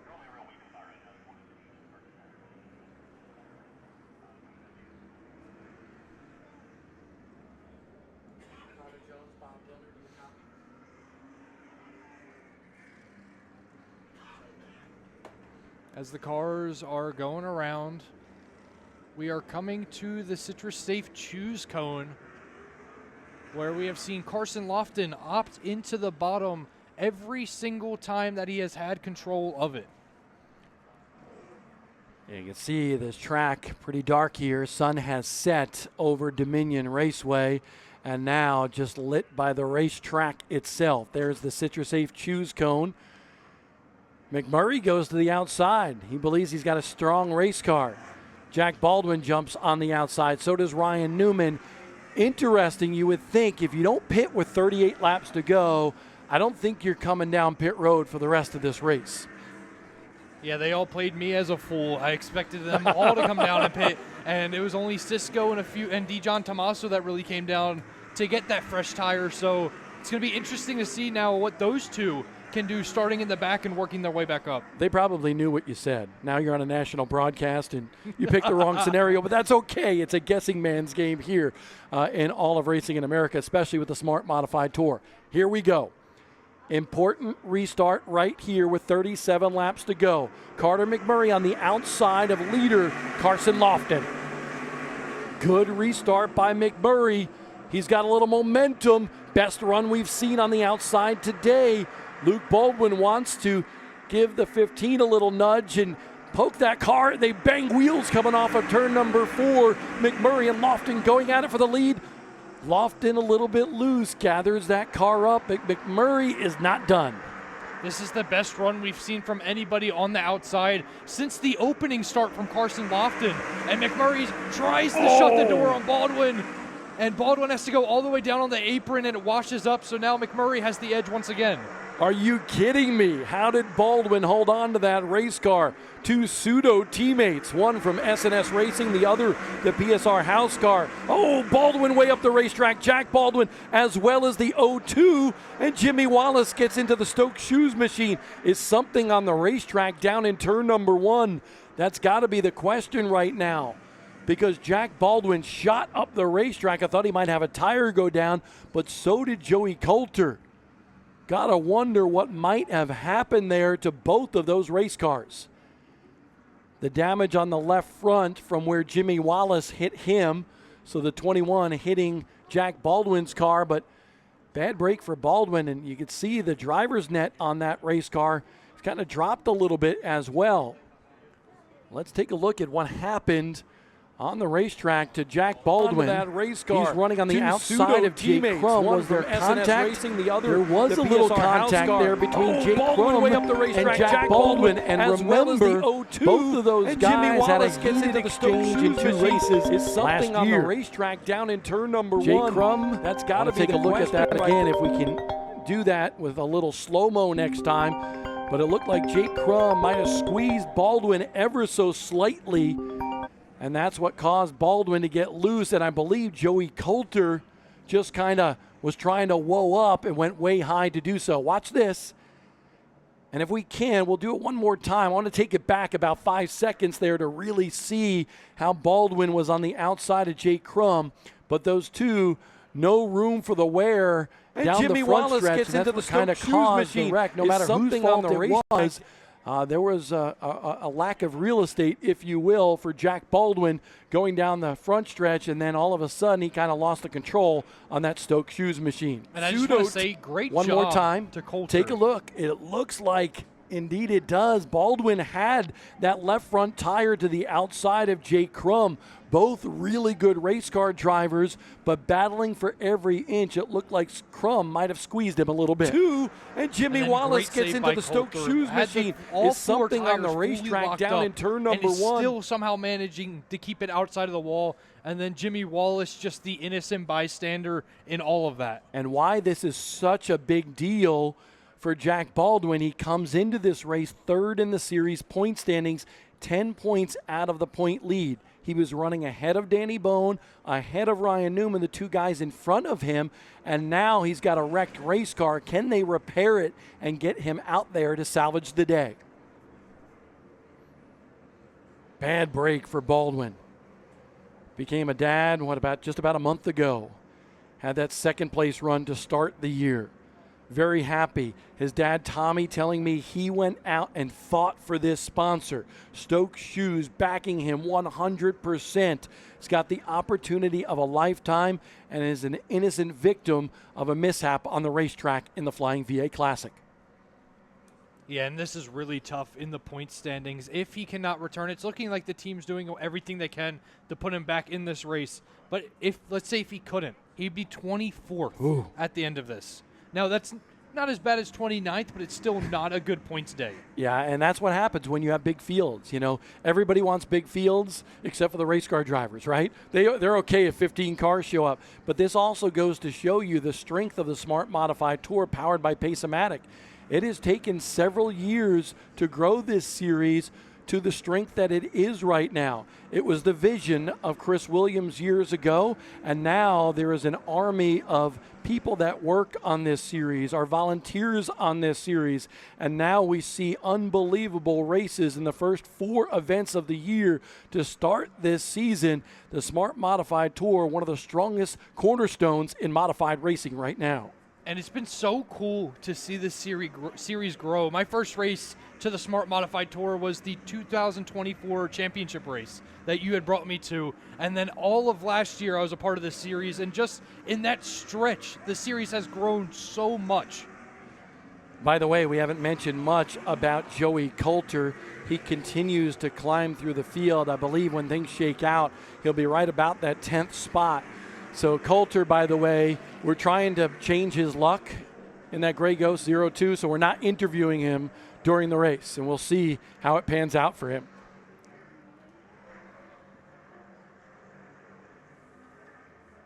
And that's right, he's got the lucky dollar inside the car that I gave him today. We might have to talk about that. Lofton fires, so does Baldwin. And look at the right rear tire spin and contact between several race cars, including Danny Bone, the point leader, and Brandon Ward, who won the Pace-O-Matic Pole Award and was battling his way to the front of this field. Man, unfortunate circumstance. We'll take a look if we have a good look at that one. Because all of a sudden I just saw cars from our vantage point. We have a table in front of us and we can see out the window some of the front stretch, and we saw everybody rise in the grandstands. Right. Here's a look at it. Watch that 25 car in the 04. Third row. McMurray misses a shift or spins the tires, and that's what ignited that melee. Yeah, I would say that definitely looked like a misshift because he did take off, and then you just saw the car stop. And that's usually the telltale sign when it comes to the restarts. So unfortunate for him and everybody else involved, but luckily it looks like everybody's going to be able to continue. Here's something interesting. Danny Bone did not stop. So we'll see if he's deemed as part of this incident, but he did not stop on the racetrack. And that's part of the rules. You know, if he's not deemed to have been part of that accident by not stopping, he should be able to get his spot back. Let's take a look at that one more time to exactly see what happened. Will had a good point as our color commentator here today. It looked like the car went for the 40 on the inside of the second row and then stopped. Here it is. He's on the gas. It stops. and it looks like he might have missed a shift, a hard lick from behind Danny Bone, nowhere to go on 2 different occasions, and you got to wonder, is there damage to the right front suspension on Bone's car? He's the point leader coming into this race. The good thing is it looked like it was a hit to the Nerf bar of McMurray, and if you look at that right front tire, it does look a little bit wobbly there, so maybe just a little bit of damage. So I would definitely expect that 25 car to possibly come under and just make sure that that tire is okay. We see some damage to the back of Crum's car also in that shot, just a part of that melee of the checkup.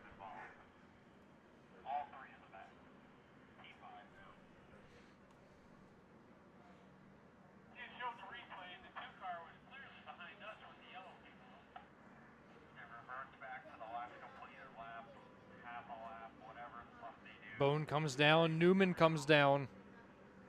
2 cars that were kind of in that mix during the incident. Was listening to Danny Bone's radio, and they're going to check that right front tire on that race car. You see it wobble at slow speeds a little bit, so the rim might be bent a little bit on that race car, and you can see the Flying 11, by the way, the coupe over there. That will be part of the Hendrick Legacy lap with the winner at the end of this one. That team going to put the emergency tire on the right front of that race car. Now Danny Bone is going to have to come from the back. And remember, we also saw Ryan Newman pit right behind Danny Bone. So Ryan Newman in the 2 machine is on the front stretch near pit out. And they are taking that right rear tire late in this race. But a series of cautions have kind of shaken things up. This might be a winning possible move for Ryan Newman and the Bass Pro Shops machine.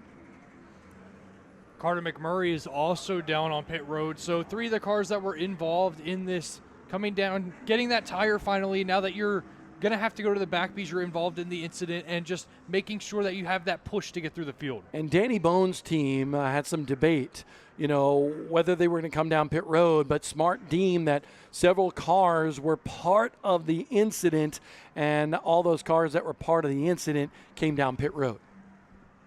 In fact, it was also involved with the HendrickCars.com machine for Carter McMurray. He had a good run going. 1 lap until we go green. He's going to have to get back out on that racetrack, but he'll rejoin at the rear of the field.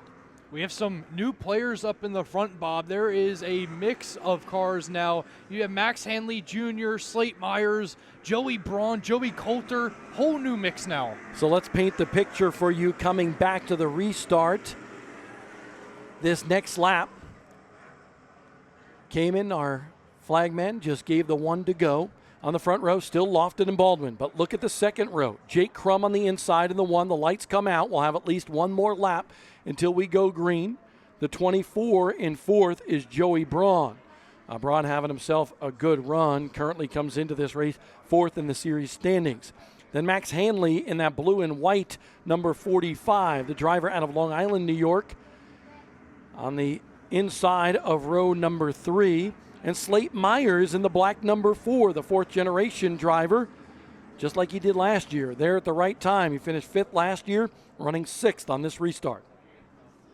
It pays to be lucky sometimes more than it pays to be good. And the story of the field, if you look at this top 10, some of them have been involved in incidents, and it's just been minor for them, and that's why they're in that position. Just a note, Danny Bone in the 25, point leader, came down pit road 2 different times, and now he rejoins the rear of the field. Nice slow pace to the Pace-O-Matic restart zone. Can Baldwin take advantage? Carson Lofton fires first, a little spin of the tires for Baldwin, but Baldwin able to stay alongside, at least for now, of that 15 car. Oh, look at Lofton kind of run him up the racetrack just a little bit. Jake Crum is there. Crum in his 30th start, trying to win his first Smart Modified Tour event. Baldwin hanging tough on the outside, and he's just getting kind of squeezed there by Lofton a little bit, and it's going to cause Lofton the game. But now look at Crum in that prime position to try to jump him as they make contact. And Crum, great save there from wiping out. Yeah, that was good hard racing, honestly. Baldwin trying to keep him low. Crum trying to stick his nose in there. Both tough, aggressive race car drivers, and they knocked wheels, but Crum able to keep that car under control. Braun behind him in the 24. And by the way, you were noting Lofton, how he was running the racetrack. Lofton, oh, we got a car up there. And it's Corey Midget that will go around in that black and purple number 14 car, former competitor at Riverhead Raceway in Long Island, New York. Corey making his first start with the Smart Modified Tour. Enjoying his day here. 4-time Charger Division winner at Riverhead Raceway. 6 starts on the NASCAR Wheel and Modified Tour. And was loving coming to Dominion Raceway until this. Watch a little bit further back in the field, and you can see shoots to the outside. I want to take a look at that one more time so I could see where I was looking at. But bad break for the driver of the 14. It almost looks like he just misjudged the turn a little bit, and as he tried to correct it, it snapped loose, and then he was along for the ride. Here we go, a little slow-mo. Look to the bottom right of your screen and watch the car come in, and I think he was catching Karsten John Tommaso so quickly. I think he got on the brakes a little bit hard. Sometimes if you have too much rear brake dialed into that car, it will whip the back end of that car come and make it come around, and I think that's what you saw displayed here at Dominion. 32 left. Listen, I don't know how many spots that Ryan Newman was able to make up there, but this is going to play into the hands of Ryan Newman. Comes in for that right rear tire with 35 to go. We're now at 32 to go. If we have a bunch of cautions, he could catch up in a hurry. Red flag is out here as that car is still in neutral. Got to get that car in gear so it doesn't roll down the hill as Corey was trying to climb out of that machine. Yeah, I saw Corey kind of try to drive it away, but when you watch that replay, you saw that left front tire make contact, and you can see the nice little circle mark on the wall there where it hit, and I was wondering if that did a little too much suspension damage, and by the tow truck, I can tell that it definitely did. And you might see Corey's name different on the ticker. His official legal name, Corey Osland, but he goes by, you can see it on the roof of that race car, Corey Midget in the number 15, and that's his dad's given name, so honors both his mom and his dad as he goes about his racing endeavors. But his day will come to an end on the wrecker at Dominion Raceway. 32 laps to go in this one. Plenty of racing still to come. We'll take a quick break on Flow Racing and come back with the conclusion of the Flying VA Classic.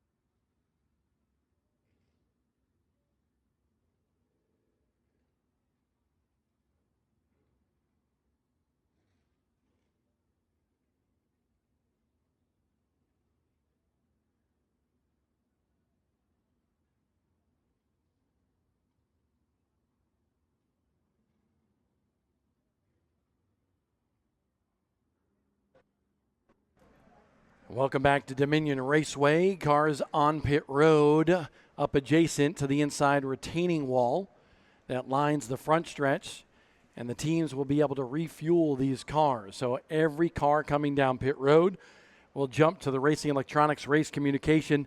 Carson Lofton, you've been in control of this race for a long time.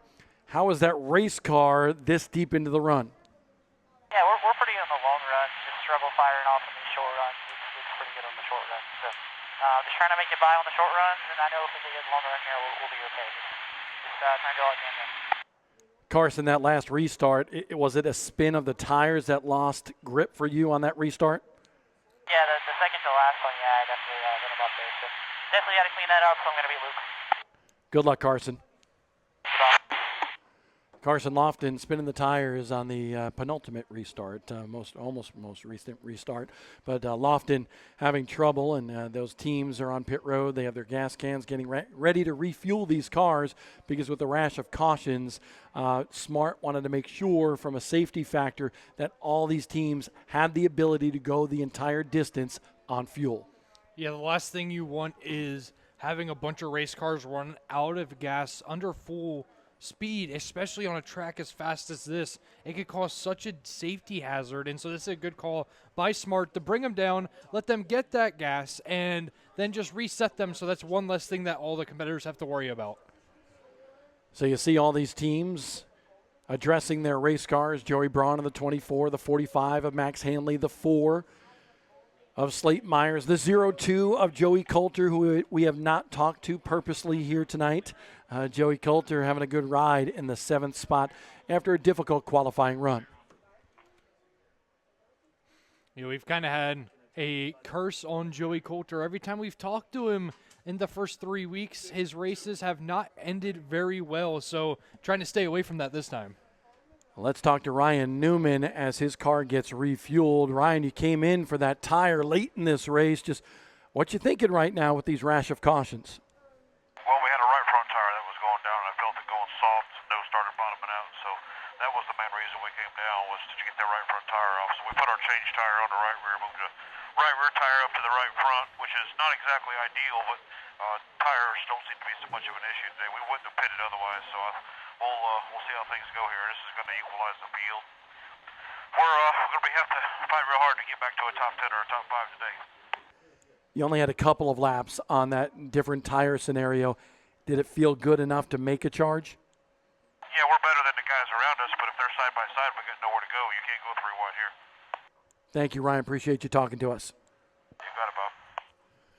Newman, that's what you got to love with him. He just shoots you straight. If people are running side by side, it's hard to make up ground because this, as he put it earlier, a groove and a half racetrack here today as opposed to a wide 2 or 3 groove racetrack. And that's what has made this race very exciting today with the Flying VA Classic. Dominion Raceway never disappoints. A little fuel stop for these teams to make sure they can make it to the checkered flag today in Spotsylvania, Virginia.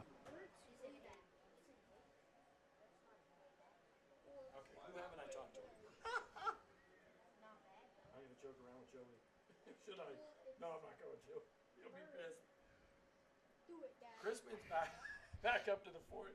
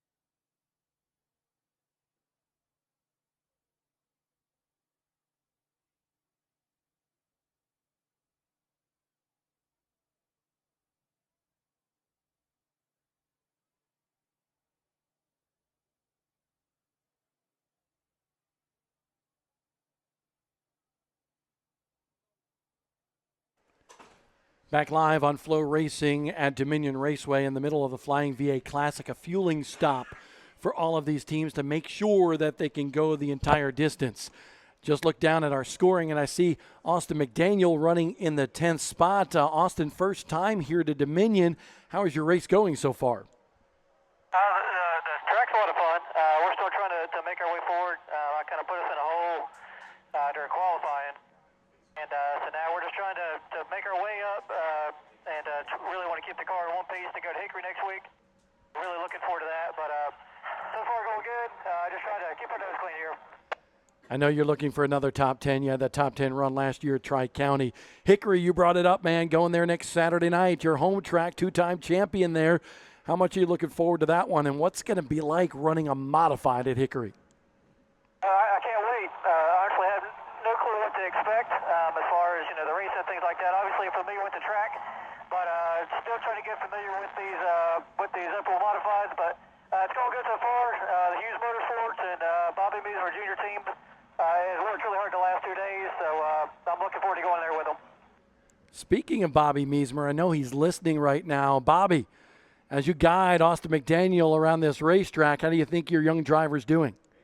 He's doing well, catching up to these, much faster cars in the late model stock that he's most familiar with. But, we're inching at it each and every week, getting closer. And I tell you what, we got long run speed. We just got to figure out that short run and get him some good track position so we ain't got to dig ourselves out each week. But we'll keep digging it. He's doing a good job keeping it clean, and hopefully we can finish the rest of this one the same way. Hey, guys, real quickly, I heard you talking about that engine and the temperature and so forth. Everything okay on that machine here for the conclusion of this race? Yeah, I think so. Just these temperatures, you can run a lot higher than what I'm used to in the late model stock. So I'm seeing numbers that are alarming that in a late model would be freaking you out. So just trying to get the hang of it. Austin, we wish you the best of luck in that Honda Concord car. I want to say hey to everybody at home, my wife, my son, the rest of my family in Concord, and happy Easter to everybody. Indeed. Happy Easter to you as well, bud. Austin McDaniel inside the cockpit of that number 14 machine, running in 10th right now, so a good run for Austin McDaniel.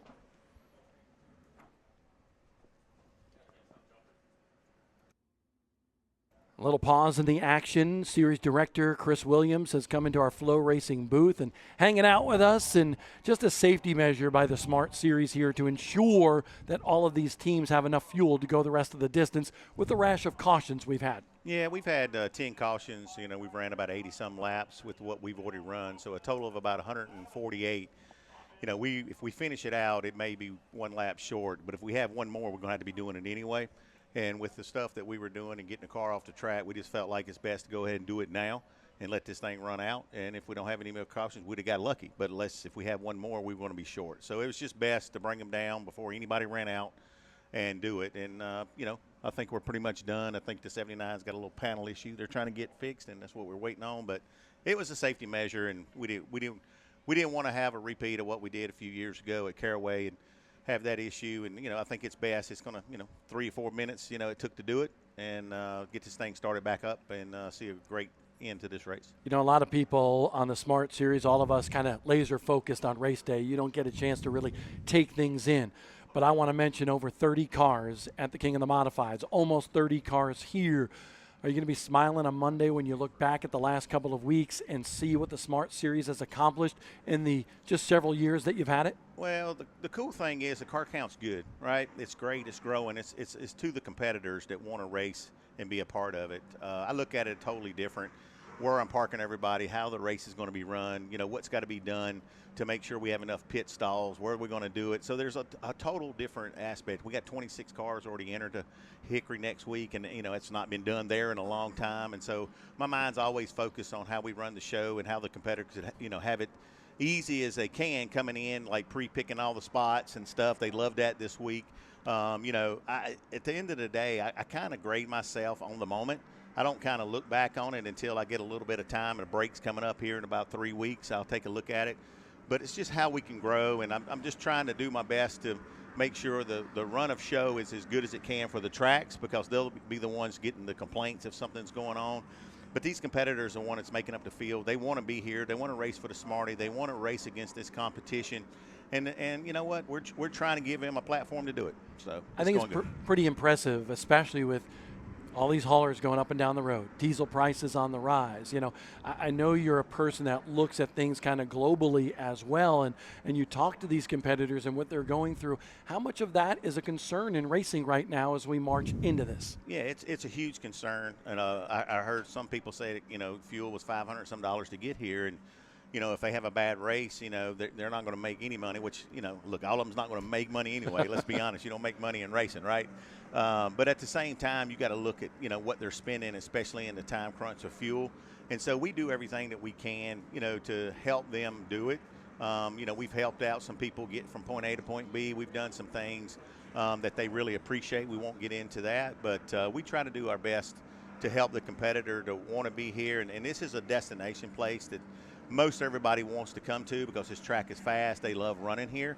And, you know, I think moving it in April instead of September, to be honest with you, I think has really helped not only the crowd but the car count. I think it's a better platform for us to establish what we're going to do going forward, because as you say, I look at things totally different, and we're planning some different things for next year for this event. We're about a lap before we go back to Green Flag Racing, but I don't want to let you go without mentioning VCU Massey Comprehensive Cancer Center just up the road here a little bit in Richmond, Virginia, and saw them at the King of the Modifieds out there in the Midway, and they're such a big part not only of this series but also what they do in cancer prevention. Yeah, I think it's, you know, getting the public knowing that they're an option. Dr. Wynn, which nobody knows this, but he's getting married this week. That's the reason he's not here. I don't know why he chose this week. I know we're getting ready to go racing too, but, you know, I think, you know, having an option, especially what their cure rate is something that everybody in grassroots racing needs an opportunity to do. And so I love what Massey's doing with us in the Smart Modified Tour. Coming back to the restart, the Pace-O-Matic restart zone. Critical restart right here. Lofton fires. On the outside is Luke Baldwin, and Baldwin can't keep pace this time. Joey Braun with a great restart, though. He has the gap to just drop it down if he wants to. Keeps it on the outside and looking to make a move on Chrome. By the way, just got a note, Jake Chrisman is in the top 10 right now, or he was just about a lap ago. He might have lost his spot. But that 48 car, the driver from the Keystone State of Pennsylvania, having a good run again in the second straight race with a Smart Modified Tour. These cars are a handful right now with 30 laps to go in this one. A ton of sparks coming out of that 24 car as he dips to the apron, tries to get below Crum.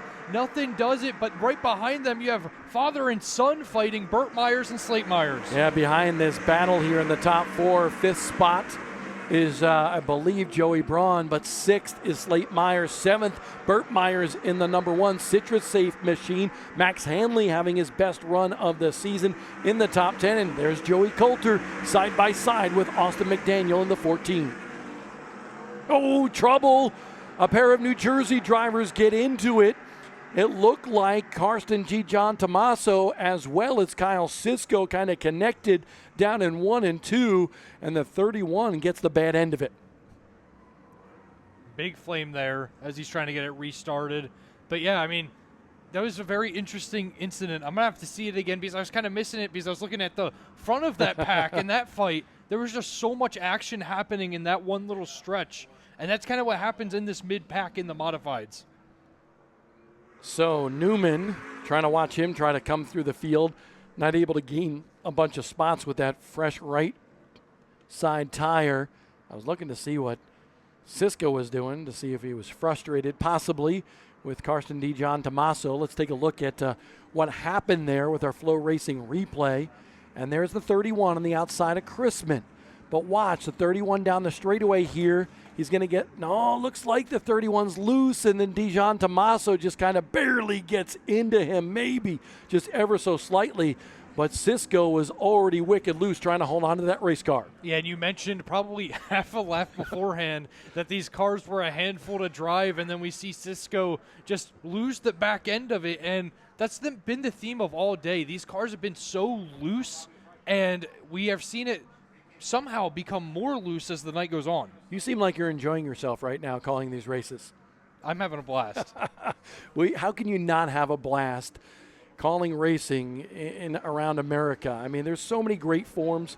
The Smart Modified Tour certainly one of the great ones as well. Let's take a look at the slow-mo replay of this one. And remember, we're keeping an eye on the 31 car, white car of Kyle Sisko. And here they are coming off of turn number 4. Sisko alongside of Jake Chrisman. Sisko on entry. Looks like he doesn't want to run into the back of the 14. Gets on the brakes and loose, fighting it. And Dijon Tommaso barely, maybe with a whisker, got in the back bumper, and a little correction at that point for Sisko. And that's why he wound up that way on the racetrack. You might have thought he was driving like a dirt modified or something there, sideways all the way throughout the turn. It was almost impressive if he would have been able to have it stick all the way through. Yeah, instead of Wall Stadium where he runs consistently, maybe he was at New Egypt Speedway in New Jersey, a good old dirt track. By the way, New Egypt Speedway did begin as a pavement track. I remember sitting with my mom and dad up underneath the tree in the Turn 1 grandstands watching Richie Evans, Bob Park, and all those racers from around that area. Tony Siscone, Gil Hearn, and more. Honeycutt taking the Citrasafe Chews cone off the racetrack. Baldwin warming up his tires. I know Senator Stanley is watching this one heartily from the suite a couple doors down, seeing if Baldwin can get another win at Dominion. Lofton said he doesn't want to spin the tires again. They pick up the pace here, and a good restart by both drivers. Crum on the inside of Baldwin. Crum's got a good car. Very strong. Gives a knock to the back bumper of the 15. Crum trying to fight to get into second. Crum in that number 1 machine. A shower of sparks off the 24 car of Joey Braun. Yeah, Braun got into the wall, into the front stretch wall, and it looks like that there's something rubbing now on the 24 car. Yeah, it looks like the Nerf bar. Some contact with Slate Myers a couple of times as well. Braun trying to hold on to that race car, but I believe it's the right side Nerf bar on that car that is dragging around this racetrack. You can see it kind of mangled up a little bit. It is such a cool shot to see, though, at night with the sparks flying. It just sets the tone perfectly for what this race has been. Max Handley, Mad Max, if you will, on the charge, gets by Braun. So pick up another spot for a Handley. He's in the top 5. Crum diving to the bottom. Crum and Jack Baldwin have had some issues over the last year or so. Luke Baldwin, the brother of Jack, trying to keep that one of Crum at bay. Meanwhile, Lofton running away from the field with 23 laps to go. If you're Lofton, this is exactly what you want. You want to see these two dudes go at each other because that's just going to open up your gap more. He's almost got a straightaway gap on the leaders. Look at this. Pushing Baldwin down the backstretch and into turn number 1 is Jay Crum, trying to use the proverbial chrome horn, that front bumper, to try to get Baldwin to slip up the groove a little bit and get underneath him. Crum gets into Baldwin with the right front as Austin McDaniel is slow and trying to get to pit road to bring out the VCU Massey Comprehensive Cancer Center caution. See some smoke coming from the front end of that. Can't tell if that's from a brake or if that's from under the hood. Remember, they were talking about the temperature that car was running prior to going back to green, so not exactly sure what happened to Austin McDaniel, but he tried to pull off the racetrack and came to a stop just short of getting to pit road. As we mentioned on the radio in our conversation, that car, they were talking about 250, 260 degrees, and they're indeed going to go up underneath the hood. Hopefully that engine is not damaged. You see a little smoke right there as well, because next week is uber important for Austin McDaniel as a home track driver at Hickory Motor Speedway on Saturday night. Lost in all the chaos that we've been having, Bob, Jack Baldwin is back up into the top 10. Impressive run for Jack. I see Bobby Meismer just shaking his head down there, so that is not a good sign from the 14 team. See them analyzing exactly what happened, maybe where the fluid came from. Bobby Meismer former driver of that 14, was the guy on the radio talking to Austin McDaniel. Let's take a look at what happened on the racetrack. Some interesting incidents, including one that broke the Nerf bar on the 24 car of Joey Braun. Let's take a look at this. Look at Braun. He's on the outside of row number 3, if you will, and he slams that wall coming down the front stretch, and that's what kind of made that Nerf bar cattywampus and then a shower of sparks after that. So great job by our Flow Racing production team to capture that moment and show us exactly what happened to the Nerf bar on the right side of the 24. It's really impressive that Braun was able to continue after smacking the wall that hard. No tire damage. Hopefully he's still out there restarting in that third row in the bottom. So obviously they're confident in that 24 car. This will be an interesting one to watch. Slate Myers all the way up to 4th place. He's kind of been really quiet, and so it's going to be something to watch for. But once again, we have a Lofton versus Luke Baldwin restart.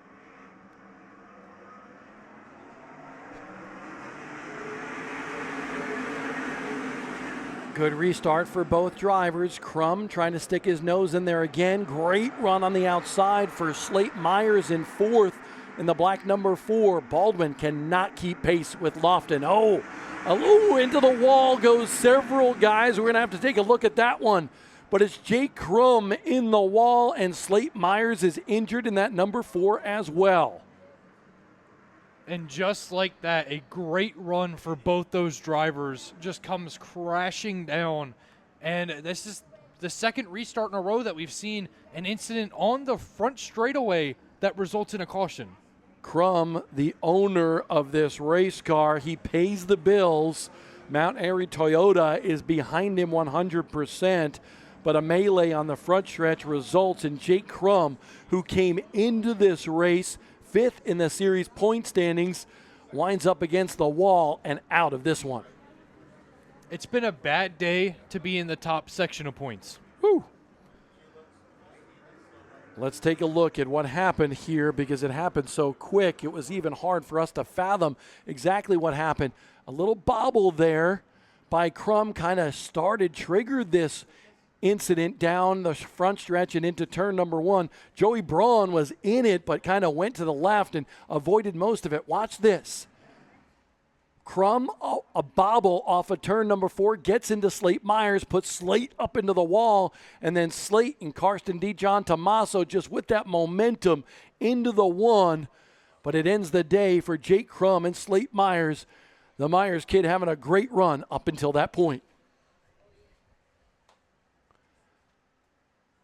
Bad timing here late in the race for several heavy hitters in the Flying VA Classic at Dominion Raceway. We'll take a quick break again and hopefully come up with the conclusion of this one when we return.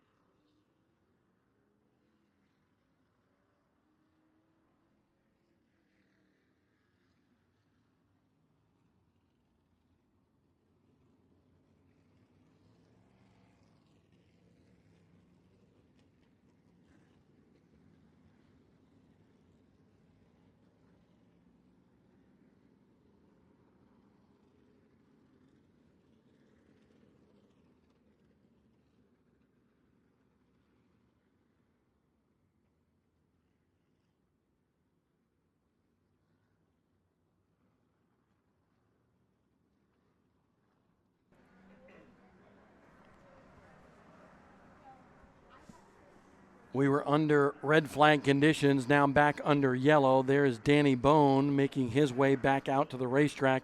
A big melee on the front stretch here, and several cars collected, including Jake Crum and Slate Myers.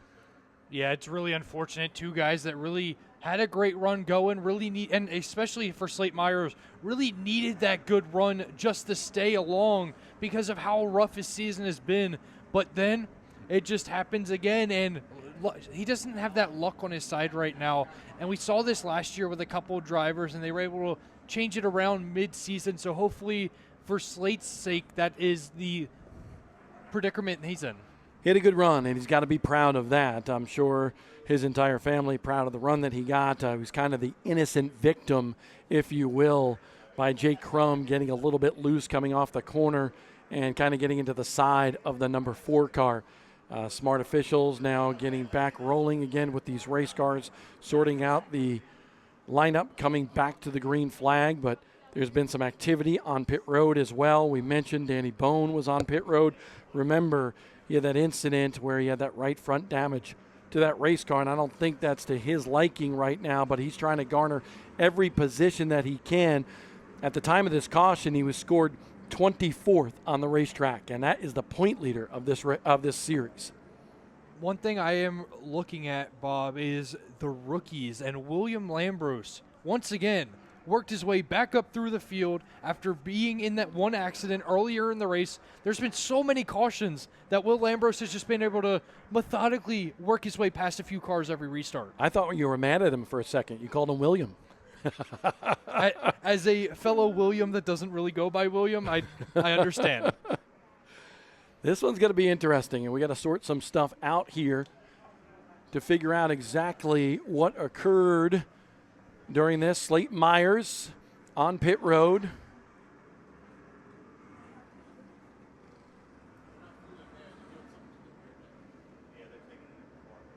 Slate Myers had a bunch of damage to that number 4 Aerial Solutions car, so that's going to be it for him, and hopefully they can get everything fixed up that they need to by next weekend for Hickory, because Hickory is a big race for a lot of these guys. Such a historic track.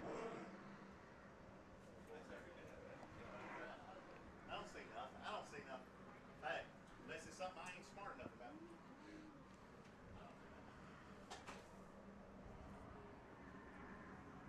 We see a car getting pushed down to the pit lane.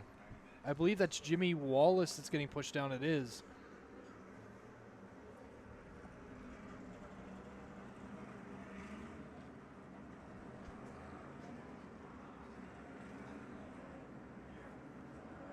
Slate Myers climbing out of that Bryson Brothers Aerial Solutions car. You can tell he's frustrated. He's got a right to be.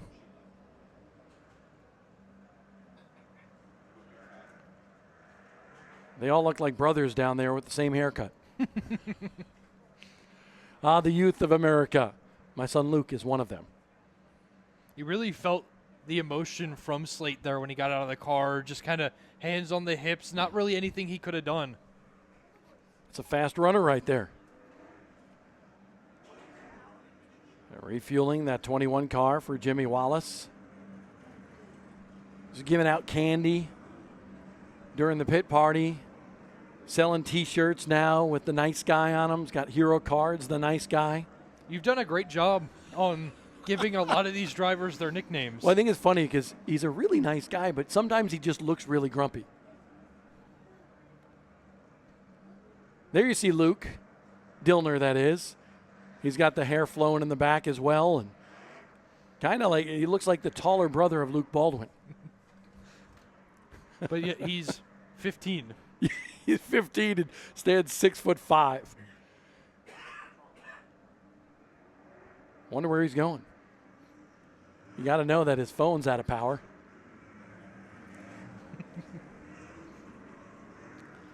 So as we sort this one out, here is the CitraSafe Choose cone.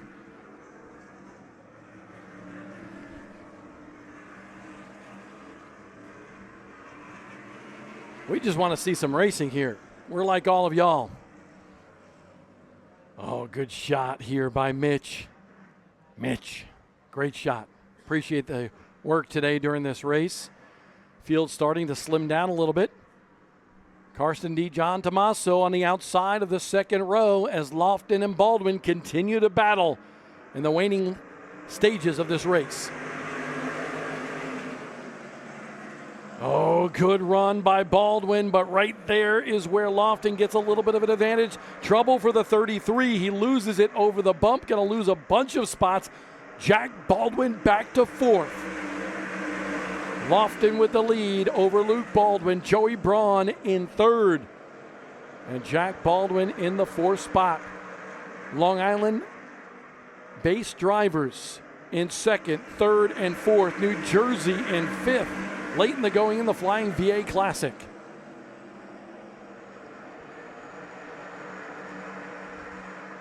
Carson Lofton says adios to the rest of the competition once again. That 15 just very strong once again here tonight. Will Lambros in the red 77. Having a good run. It's really cool to see two of the Rookie of the Year contenders running right there at 6th and 7th, battling for that position. We just talked about Lambros. Right now on our scoring, it shows he's a lap down. We're looking at all battles throughout the race. Hard to keep track of everybody, but scoring shows Lambros in the 77 a lap down. We thought he was right in the mix. The car is definitely fast enough to be right in the mix. Indeed it is. Jake Crispin in that orange number 48 trying to climb up the ranks as well. Crispin, the ROC modified trail regular, running in 8th right now. 13 to go. Shower of sparks from that wrecked Nerf bar on the right side of Joey Braun in the 24. Dijon Tommaso trying to get back by Jack Baldwin, the Stoke Shoes machine. Outside of the front two cars, pretty much everybody else behind Lofton and Baldwin have had some kind of issue during this race, and it just shows that it may be 99 laps, but when everybody's having issues, you can work your way back into a race. We're taking a look at the scoring on our phones. Sometimes that scoring is off a little bit. Want to continue to talk about Will Lambros, very strong right now, running in the mix in the top 10, but not being scored there. So we'll try to clarify that. Baldwin, meanwhile, trying to hold off Joey Braun. Braun wrestling that car. A tap to the back bumper of the 7VA, and here comes the 24. Joey Braun trying to make his way to the inside, sideways coming off the corner. And Braun has been fast. He always has that late race car. Contact. Oh my goodness, contact. And it looks like both cars are going to be okay. Jack Baldwin has jumped both of them, though, for second place. I think Baldwin, Luke that is, has a little trouble. Braun continues. Hard, aggressive racing late in the going with under 10 to go in this one. Braun loses a spot, though, in that battle with Baldwin. Now behind another Baldwin, Jack Baldwin in second. Meanwhile, Carson Lofton has set sail. Yeah, Carson Lofton is in a different time zone right now, but we do still have that battle for second. And then you see Luke Baldwin really falling back, so that contact probably really upset that race car. The misery of 2026 continues for Luke Baldwin. Trouble now in 3 of the first 4 races of the year for the two-time and defending Smart Champ. Brandon Ward trying to make his way through the field. Baldwin just trying to hold on and not wreck that race car. Going to be hard to do with how bad that race car is right now after the contact. 5 to go. That was a great save by Luke just to keep it going, not bring out the caution.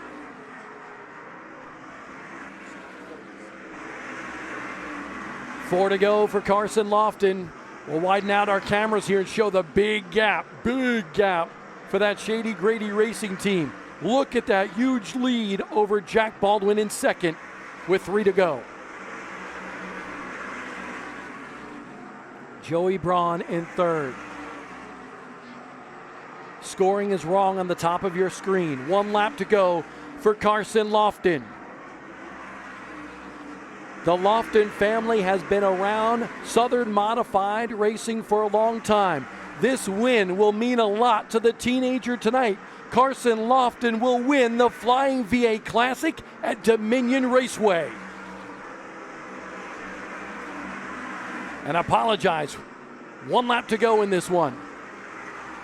Carson Lofton now coming off the corner. Carson Lofton wins a race steeped in racing tradition, the Flying VA Classic at Dominion Raceway. It's awesome to see Carson Lofton win a race that his dad did. Granted, his dad didn't win it here in Dominion. He won it when the race was in South Boston. But you still have that family that is together and now have both won the Flying VA Classic. What? Track says short and sweet.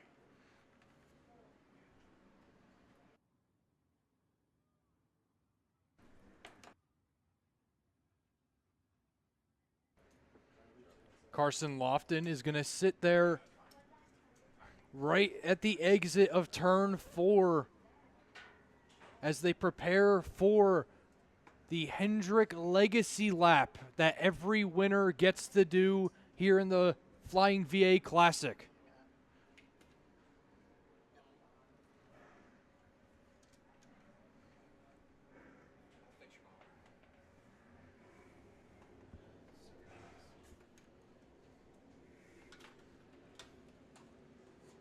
See Lofton there with the checkered flag hanging out of the car, waiting for that beautiful 11 to come around, currently in turn 2. It's always an honor to win this race in the legacy of the Hendricks.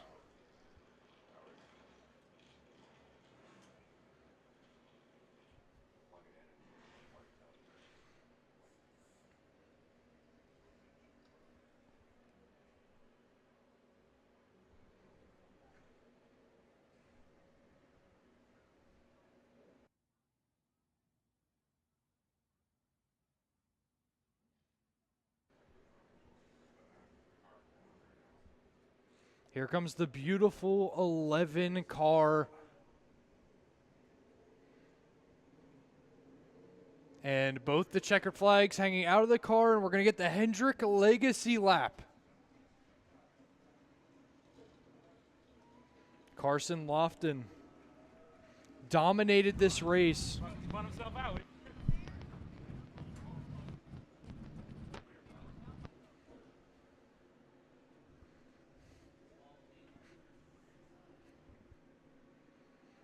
As they pace around the field.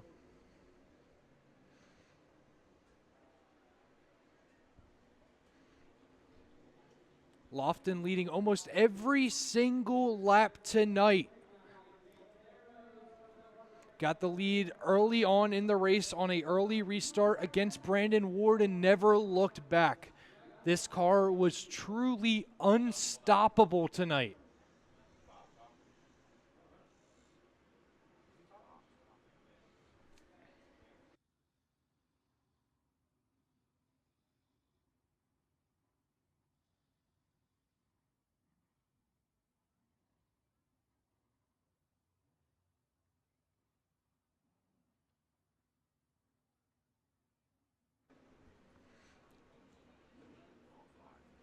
Lofton gets ready to pull around the front stretch.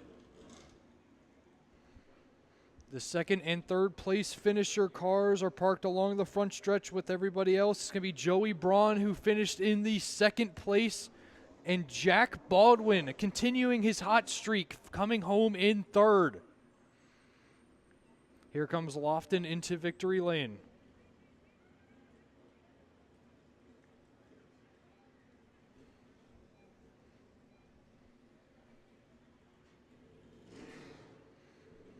The rest of the top 5 as Lofton gets into position. Karsten Dijon Tomaso finishes in 4th, and the rookie Will Lambros comes home in 5th.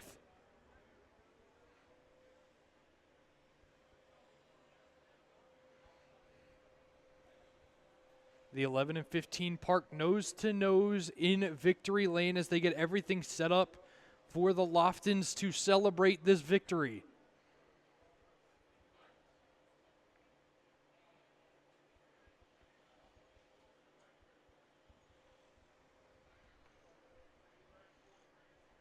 We'll throw it down to Bob Dillner, who will have the interview with Carson Lofton.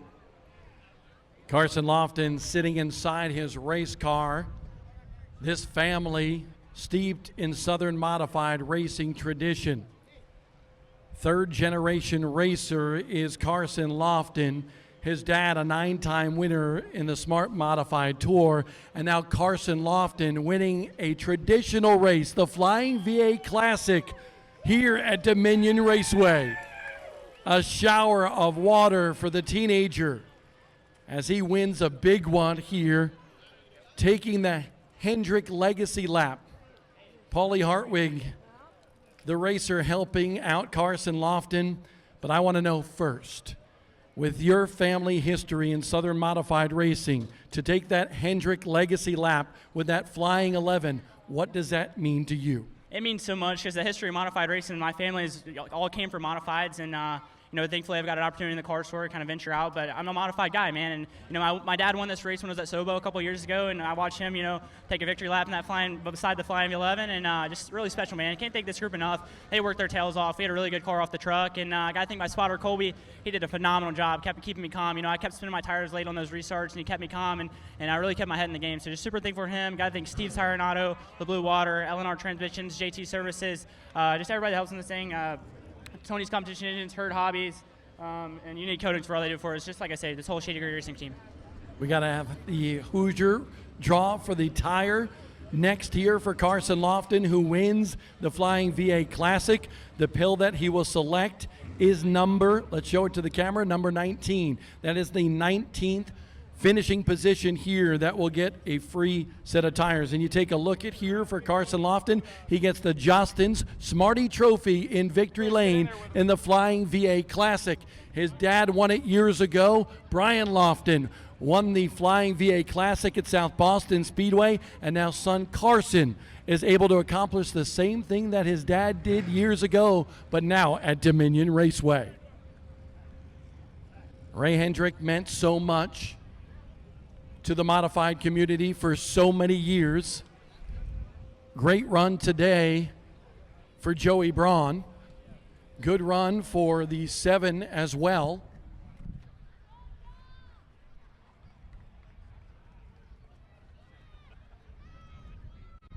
Joey Braun winds up in the second spot here. Man, a shower of sparks coming from that race car with that mangled up Nerf bar. But how difficult was it to wrestle this car in the late stages of this race? It was really good until the 4 car stuffed me in the fence twice down the straightaway. And, I didn't mean for what happened with me and Luke getting down into 1. I felt like it was hard racing. I felt like it ran me tight, and then we hooked, and wheel blew out of my hands, and we both went up the hill. But, if I wanted to play Demolition Derby with $100,000 race cars, I would probably go to a short track and run a Bandolero or some other bull crap besides a modified, because that was pretty pathetic right there. Very frustrated Joey Braun, but a good finish here today. Another good finish by Jack Baldwin, and what a rebound here for Jack Baldwin today after what happened to you early in the event. How much does this feel like an accomplishment to come back and finish on the podium? It's great when you get wrecked by the 1 car and you kind of get dejected getting put back in the field knowing how good your race car is. But we were able to battle through, come put some new tires on because we came in with a flat and drive back through the field and miss the wreck. So good bounce back for my Stoke 7NY team. My crew did a really good job this weekend. I'm sure the race didn't end up how we wanted it to, but still a great points day. I just want to say thank you to Stoke Shoes, Georgia Peach Truck, VDL Fuel Systems, Schaefer's Oil, Time Baldwin Racing, and all my guys.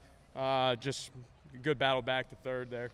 Absolutely, and a good points day for Jack Baldwin, with Danny Bone having some trouble. Ryan Newman finishing behind him. Those were the 2 guys that were ahead of him in the smart points. So you take a look at those points, and it's going to be very critical as we march into the season. And Jack Baldwin able to capture a good finish after a difficult start to this race. So what a rebound for him. But it's Carson Lofton in Victory Lane today in the Flying VA Classic, taking pictures with the infamous Flying number 11 at Dominion Raceway.